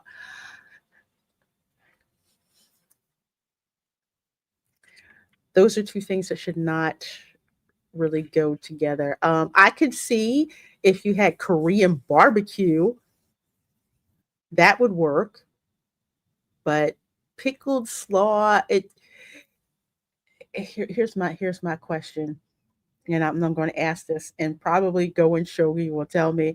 If this is supposed to be kimchi, you failed. Kimchi does not look like that. Why on a funnel cake? Not on a funnel cake. Just no. Funnel cakes are for sweet, sugary, it's fried dough dessert goodness. And it just I agree with Ram Bam. Given that food combo, I think my brain just broke. yeah. It's just like my first thought was, man, I hope they didn't slap kimchi on there because kimchi does not smell the best. Kimchi smells like a hot fart. Yes. It does. It smells like if you ever open up a container of day old greens that have been in the Oh refrigerator, that's what kimchi smells like. no, just Yeah, okay. yeah. Remove this from our site, please. Just chicken and waffles at this point. Yeah, I know. It's just chicken waffles. Now I'll Ugh. have spicy Korean chicken on some waffles. It just that's a thing. That's banh mi slaw. Thank you. I knew I saw that somewhere. They had it on the chicken slider, so they're doubling up to save money. Figures. I love a banh mi sandwich. Oh my gosh, a Vietnamese sandwich. That thing is tasty. Let's see. Warm spice chai cocktail, Twinings chai tea, rum chata, cream liqueur, vanilla, and cinnamon. Rum chata cream, Twinings chai tea. I guess. I guess. Eh, it's all right. I think they're just using the Twinings name because real Yeah. chai tea, real chai Indian tea, which I can't have because it's made with milk. It's not because of the spice, it's just because I'm lactose intolerant. I'd have to make it with coconut milk, but that tea is like steeped in with the milk and it is so good. And it looks like they missed the milk part here. It's just tea, rum chata, cream liqueur, vanilla, and cinnamon. Yeah, yeah. It's not that bad. Mind you, I think this new Western obsession with Korean food is inexplicable. Well, I know from the US point of view, I can give you a reason for that. Especially my generation, especially Gen Xers, growing up around a lot of Koreans, especially like I did in Philly, a lot of Koreans, and you got used to Korean food, especially Korean barbecue and Korean fried chicken. So we're kind of used to it, but to the point where if you're going to put something up there and say it's Korean, don't half-ass it. Because no, it's not good. It's not good. Let's see. Holiday turkey popover, roasted turkey and cream mashed potatoes topped with gravy and cranberry chutney, and a house-made popover. Okay. And yeah, that's okay. It doesn't look bad or not something that I'd order. Just the sides popover. Okay. Yeah, just no. Just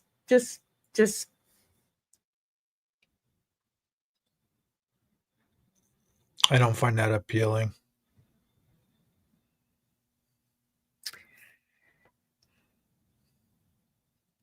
macaroni and cheese and savory collard greens topped with cornbread crumbs and a house-made pop. No, no, those things are supposed to be separate.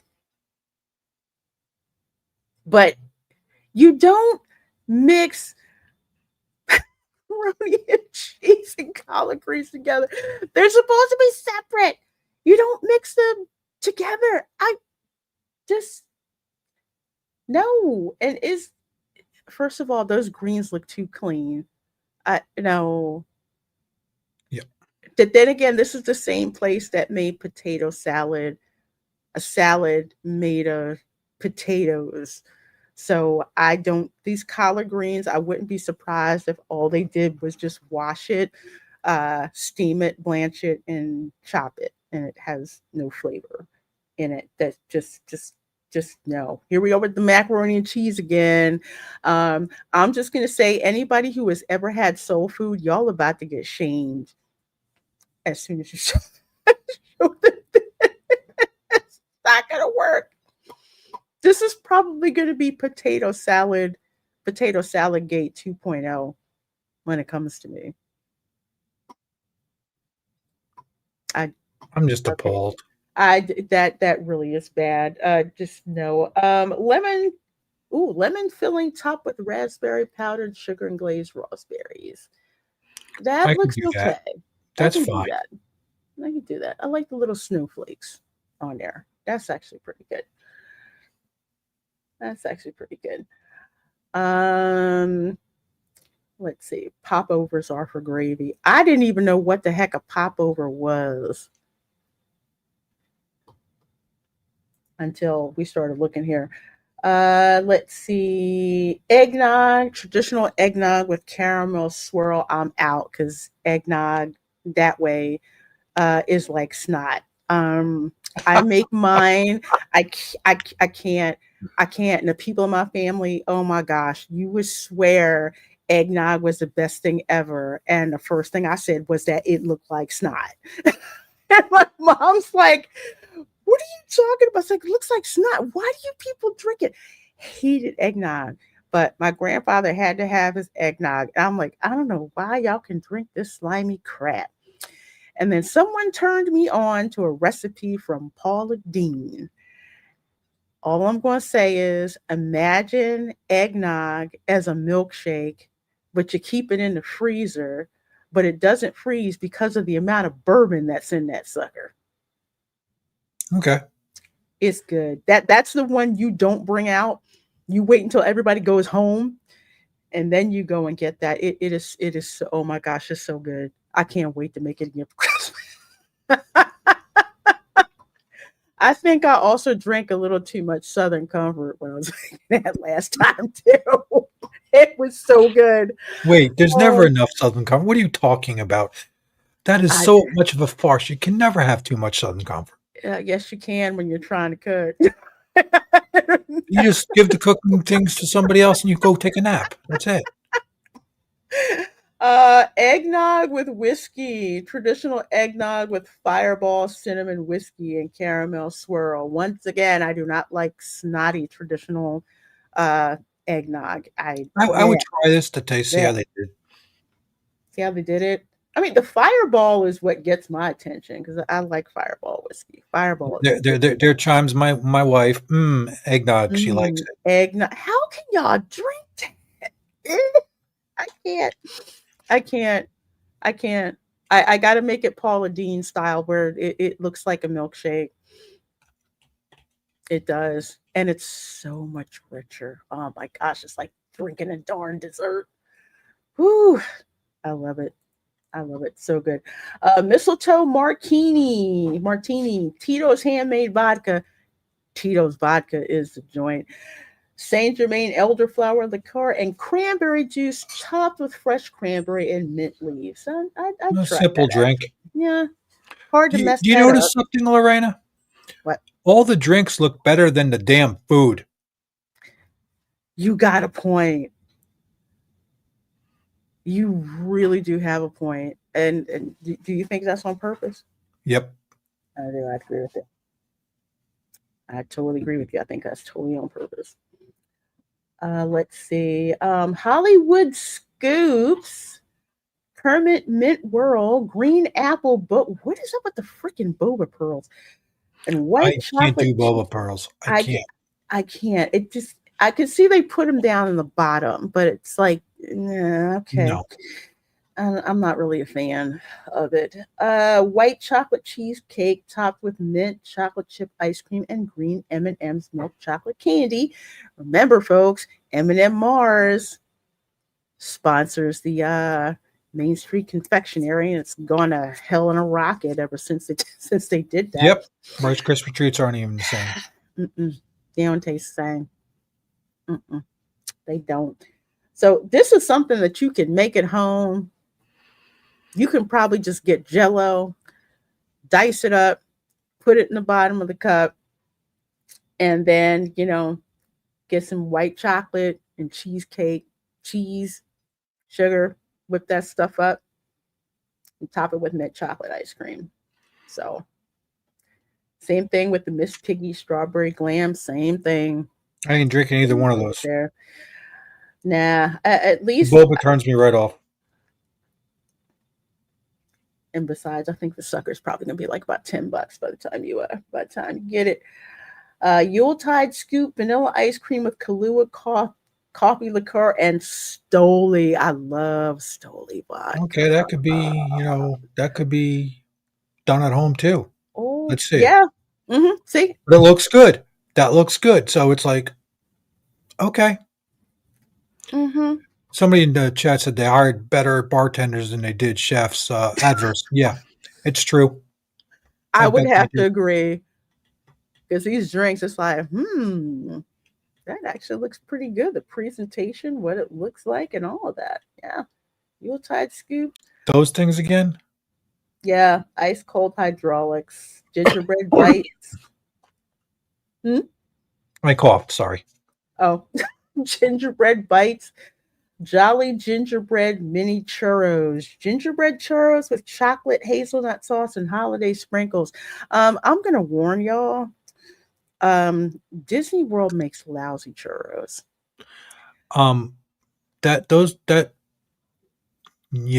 has to be my eyes, but that looks more like mini turds on a plate. Yeah, it does. It looks like little turds on a plate. But I will say churros in Disneyland are great. The churros at Walt Disney World are awful unless you go to Disney Springs and you go to Sunshine Churros. Go to the Sunshine Churro Cart. Those churros are delicious. The churros at Disney World are like bricks. I kid you not. You know what? You know what's sad? When you brought up the confectionery place, when the Summer House makes better Rice Krispie treats than Disney does. That's friggin' sad. And that is sad because, man, I remember being a kid just like go to the Main Street Bakery and looking at them just making the right. They used to make those big Rice Krispie cakes too, like the mini ones and Mickey ones. They don't do that no more. That's sad. Yes, Nita, the churros at Walt Disney World are just awful. I remember one time I got the churro for May the 4th. They had the lightsaber churros. You know what? You could probably use those as tire irons. That's how dry those things were. They look terrible. Yeah, they do look very, very questionable. I've never had a churro that looked like that. And I've had authentic churros from Columbia Restaurant as well. Those churros look like hard poo. You know what? If they called that dish reindeer poo, it would go over better. Yeah, it would. It would. It totally reindeer droppings and leave it like that. Yeah. It says reindeer poo. I say go for that. Mint chocolate cold brew. Oh Lord, mint chocolate cold brew with rum. Oh, that looks so good. Kaloa Kai, cacao rum, chocolate syrup, and mint cold foam. I'm telling you, Joffrey's is killing it. Oh my gosh, look at that. I just might have to make one of those after the stream. I got Yeah, I got the foam to do it. I got everything to do that. it just looks Mm. so delicious. So delicious. Girl, yes you do. Go and Yes you do. shogi. Sorry. You do. You do. Crispy treats. Disney used to make the Rice Krispie treats like you would make at home. You know, oh gosh, it was so freaking delicious. It was amazing. That sounds delicious. Mint chocolate cold brew rum. Yes, I love mint. Mint and hot coffee. Mint chocolate. Absolutely freaking yes. 1,000 times yes. Jazzy holidays at the Hollywood Brown Derby. This is expensive already. Going to the Hollywood Brown Derby. Let's see. They have a charcuterie board. I'm being facetious. Yeah. Charcuterie board, chorizo, arancini with shaved Parmesan and Sal Mario tomato sauce. I don't like chorizo, so I skipped that one. Hamachi with caper aioli, Dijon, avocado mousse, and citrus champagne vinaigrette. What is hamachi? I need to know what that is before I'd eat it. It looks pretty, but I want to know what I'm getting into. Let's see. Jazzy sliders, bison and pork, onion Okay. jam, They and didn't mess that up. That looks normal. yeah, that looks good. That looks good. I love gorgonzola cheese and I love brioche, so that'll work. Once again, we're going with the Korean A fusion bow. here. Yeah, Korean barbecue, cucumber slaw, and soy vinaigrette, pork belly bao. That's not okay. I can deal with that. That's I thought, I guess is bao the flour and bao bun is when it looks like a bun because I prefer. yes. They make little. They actually have a bow place upstairs in City Walk when you go in up there, and it's actually pretty good, and it's close to that. Oh, okay, okay. You didn't know about that place, did you? No, I didn't. Yeah, they got them up there. I usually get stopped by the Panda Express. Oh no, go try to bow there. It was surprisingly good. I'll have to try it. Yeah, mix of Korean and Chinese. Yeah, that exactly. Girl, I was confused. I was confused. I'm like bao, but and that's Chinese. That's okay. So all right, we're gonna change it up so they make it Korean barbecue. And so that's probably why. Shrimp cocktail, spicy avocado spread. I guess that's deconstructed shrimp cocktail that looks different. And it doesn't look Um, appetizing. no, it doesn't. It doesn't. No, I don't like it. Sticky wings with sweet and spicy soy. Kind of hard to mess up sticky wings. That actually looks good. Okay. Uh, let's And see. more bow? Tofu bao. That's Don't even read it. Just go away. no, thank you. No, thank you. No, My God. no. Go back to the chicken. Thanks. Yeah, I will say over in the China Pavilion at Epcot, I think it's at the quick service place. They have really good bao buns. Oh, they're so delicious. Oh my gosh, it's soft on the outside. Ah, so delicious. That looks like something from the Galactic Star Cruiser. I know, right? There is. I It had love to go shrimp. someplace. They had all that shrimp. It's like, what are we going to do? Okay, we'll just twist it around. It just looks so well. There's a reason why when you serve shrimp cocktail, it's in a glass and it's arranged all around the glass and it's got like that delicious cocktail sauce in the middle. Yeah, that's why. Uh, this no, it's just yeah, I know. Nita, we were just talking about that. It's like the drinks are the things that look good. Everything else is just I just that's great. I That's think they great. got to change the name from WDW to WBW, World Bar World. Let's see how much more we got here. Let's see. Holiday Mickey Hot Cocoa. That's nothing different. Sleigh Bell. Where is this? Oh, at the Brown Derby. Sleigh Bell, ginger beer, rosemary syrup, pomegranate, cranberry, and lime juice. I think they switched this because I think that's probably what it is. I love ginger beer, but I don't know if they can make ginger beer the way that Jamaicans make ginger beer. I mean, I make ginger beer from scratch, and I have to make it two different ways.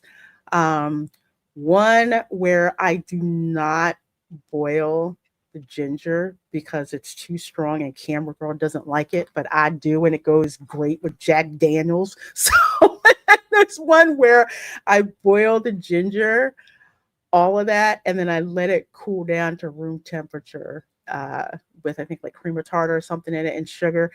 It's so freaking strong, and I love it. Jack and ginger. That's some good stuff, especially when you make ginger beer from scratch. Yeah. So, but sometimes for the little ones, if the ginger is too strong, they don't like it. So yeah, so that works. Rosemary syrup, I like rosemary, so that actually looks pretty good. It's probably going to cost you about $10 a pop.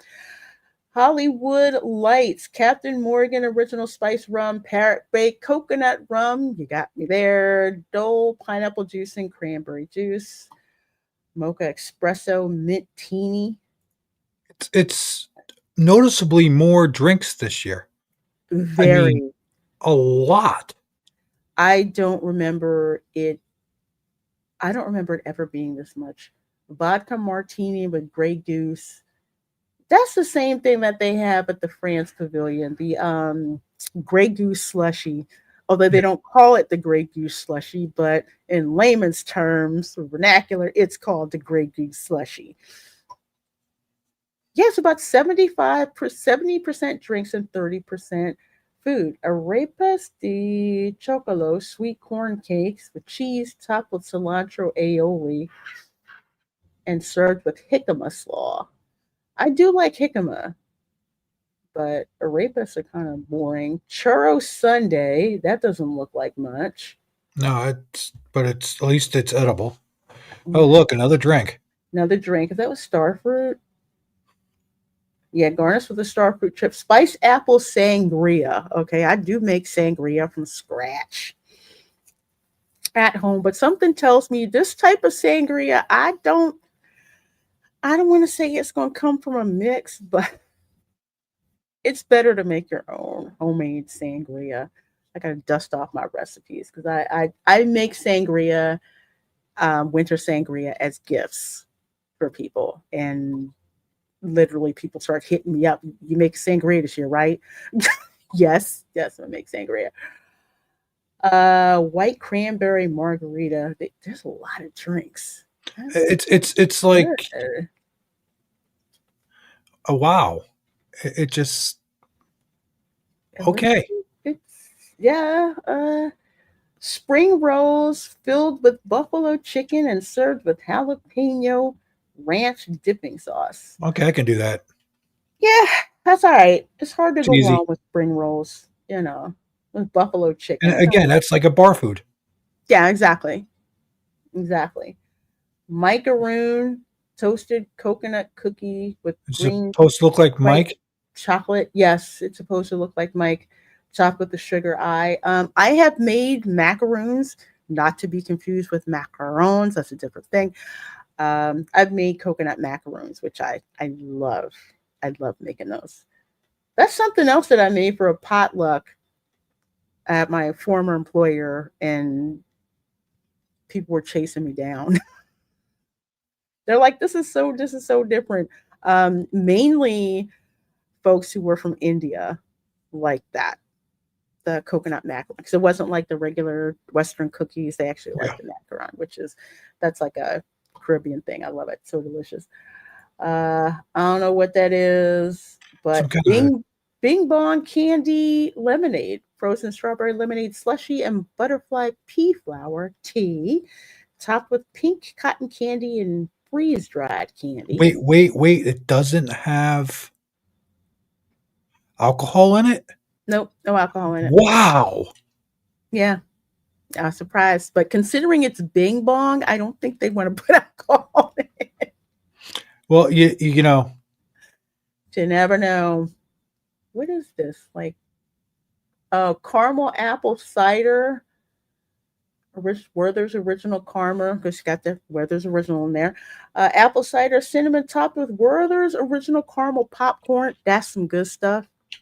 Okay, that the Werther's caramel popcorn. That's some good stuff. But you can get it with Old Smoky apple pie moonshine. mm, there's the alcohol again. Yep, there's the alcohol. Guava and cream cheese quesito. I wonder how good that is. This is Florida. Y'all F that up. Y'all gonna get cursed out. I'm just saying. Just saying. Not here. Again, more gingerbread. Did they get a discount on this or something? It's they're doing it in different places just to get it all over the Yeah. place. Yeah. That is their answering. Oh, we're sorry, you can't get your gingerbread fixes at the hotels at Yeah. the Grand Fleur. That's what it seems like. It's just Hmm. easy for them to do and put everywhere. Yeah. Here's some bites.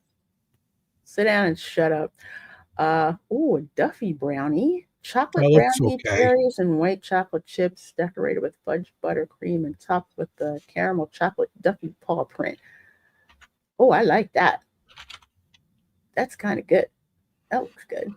No, I don't want any more freaking gingerbread bites. I'm tired of looking at them. I'm wondering at this point if it's a filler piece. It could be. It could be. I don't really want those. Oh my gosh. A tune in lounge. Do we This even need to is know? no. I mean, first of all, the 50s Primetime Cafe has some of the best drinks in there. And the tune in lounge is attached to it. And it's very much a 60s throwback. There's always freaking booze over there. But that's one of the old school places to get, alcohol. You had that bar that was attached to it, but it was also part of the theming, as Mm. well in the 50s prime time. So those all look good. Parrot Bay, Tropical Tidings, Winter Spice, Long Island iced tea. Huh. Sugar cookie martini made with Stoli. I love Stolichnaya. Stolichnaya. Those are good stuff, but that's pretty much par for the course for the Tune In Lounge. They usually have some pretty, really, really creative drinks. I think one of their drink items on the menu is what is it like? Dad's after work martini or something like Yeah. that. Yeah, goes with the theme there. The Tip Top Club, if you can get up to it.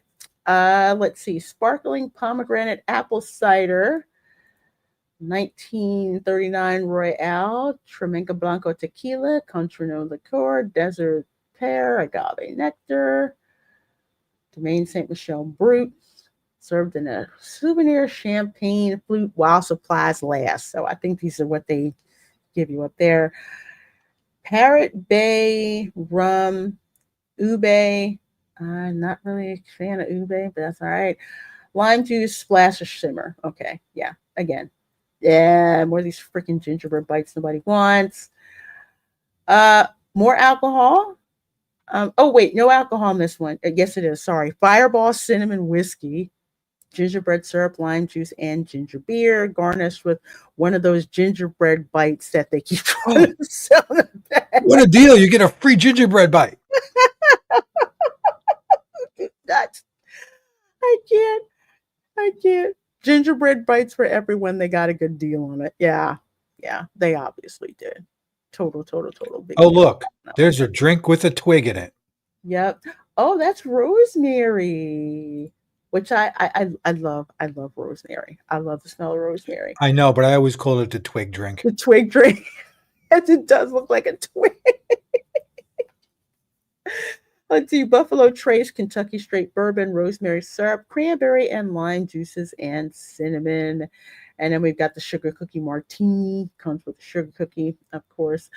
Oh, it has Bailey Stoli vanilla vodka, Bailey's original Irish cream liqueur, and my favorite, Di Serono. amaretto. Dang. Yeah, Milk some and of that sugar. too. That's you can make this at home too. I do like those three mixed together. That I love Di Serrano. Oh my gosh. And what is this? Snack Snack cart. cart. If snack Blues. cart has alcohol, I'm gonna be like, what the hell? Well, yes. They've got one with champagne in it. Oh, Sparkling snowflake mimosa, which looks delicious. And blue sparkling cider. So basically, it's the same thing. This one has cranberry guava syrup in it. I love guava syrup, lime juice, all that. Blue sugar rim. So basically, one that is alcohol, one that is not. And this is an annual pass holder exclusive. mm. So I didn't see that last year. And oh wait, these are still for sale. The Jack Skellington popcorn bucket. Let's see. And the Mayor sipper. Yeah, I may actually hunt those down because I like getting those stuff from Nightmare Before Christmas because I just do that. I'm totally disappointed in the menu this year. Yeah, I'm not pleased. No, It's nothing more tells me to drink. go. Jollywood nights, let's go. No, Mhm. sorry. Yeah, it's ooh, I love rosemary. Food is expensive, booze is cheap. Yeah. There's not as many, not many food items.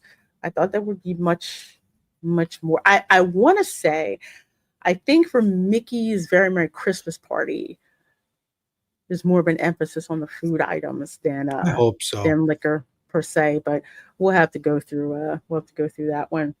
Probably next time, next show, probably go through that one and check. But I like to go through these because when you go to these parties, you will get assaulted with all of the food offerings that are there. And if you know ahead of time, you can plan, accordingly. Like for me, if I went, I definitely hit the Joffrey's cart. That's for sure because I do like their coffee, but dessert wise, nah. Nita says Jollywood night was a huge waste of time and money. Jolly stupid. Because you went last year, right? Yeah, you went last year. Yeah, a lot of people were just not well, it's stuff that they used to have included in the park that they put behind a paywall. Mm-hmm. Because remember back in the day when you would go to Hollywood Studios around Christmas, they would have they would have all the different food. They'd have just look like Christmas in Yeah, Hollywood. And they had the performances, they'd have like snow come down and all that. It's really cool. But put it behind a paywall, made a tip top club at the top of um oh my gosh, Tower Terror. Last year was supposed to be better, but nope, not even. Yeah, I thought this was an Epcot for some reason. This is way too much for a special ticketed event. You can try everything on multiple visits. Yeah, it's like I think 169 to go this month, and then next month, and then like 189. Um, yeah, I mean these parties are I'd not rather go to Epic. Ha. they're not cheap. They're not cheap. I think the last time I went to Mickey's Very Merry Christmas Party, like Camera Girl was I think 6, and I think I spent like $70 I think per person on tickets, but it was nice. It was not crowded, and back then when they would make like the soft sugar cookies that were fresh baked and they bring them out, oh my gosh, they were so freaking good. They were so good. Uh, They were so good and they were fresh. Now at the parties, they give it to you in a bag. Um, oh, I think Ron said Dan's Life at the Kingdom said hi. Hey Dan, I'm sorry. I meant to say hi to you earlier. Yeah, it's yeah, exactly. Magic Kingdom Christmas is a better use of your money. If you are going to pick a party, I would yeah, I would kind of recommend that, because even after you leave the party, you can go to the other resorts around the monorail thing, and my favorite, drink and snack. Drink and snack. I like that one. Um, yeah, so that's the deal with that. Well, as always, it has been a fun show, and I'm so glad you guys were here to join us. Tom, what do you have coming up on your channel, and where can people find you, my dear? They could find me on YouTube and, sort of doing X, but I'm popping on your show, Ron's show, Dadman's, modding. I put my wrench someplace. I don't know where the hell I put it today. Um, but other than that, I'm going to be messing around. I got more stuff coming, like the little surprise backgrounds you're seeing. I'm going to mess around and drive everybody's eyes nuts.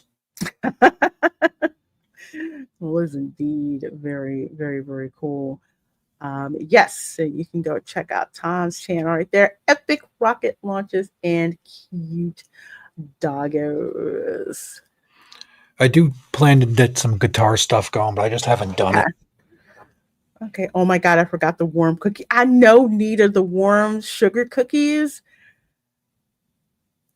I'll never forget, because we were staying at the Pop Century for Christmas one year, and on Christmas Eve, they had those cookies. This is at a value resort now. They had those cookies. They had lemonade. They had hot chocolate, and they had Mickey and Minnie Mouse at Pop Century.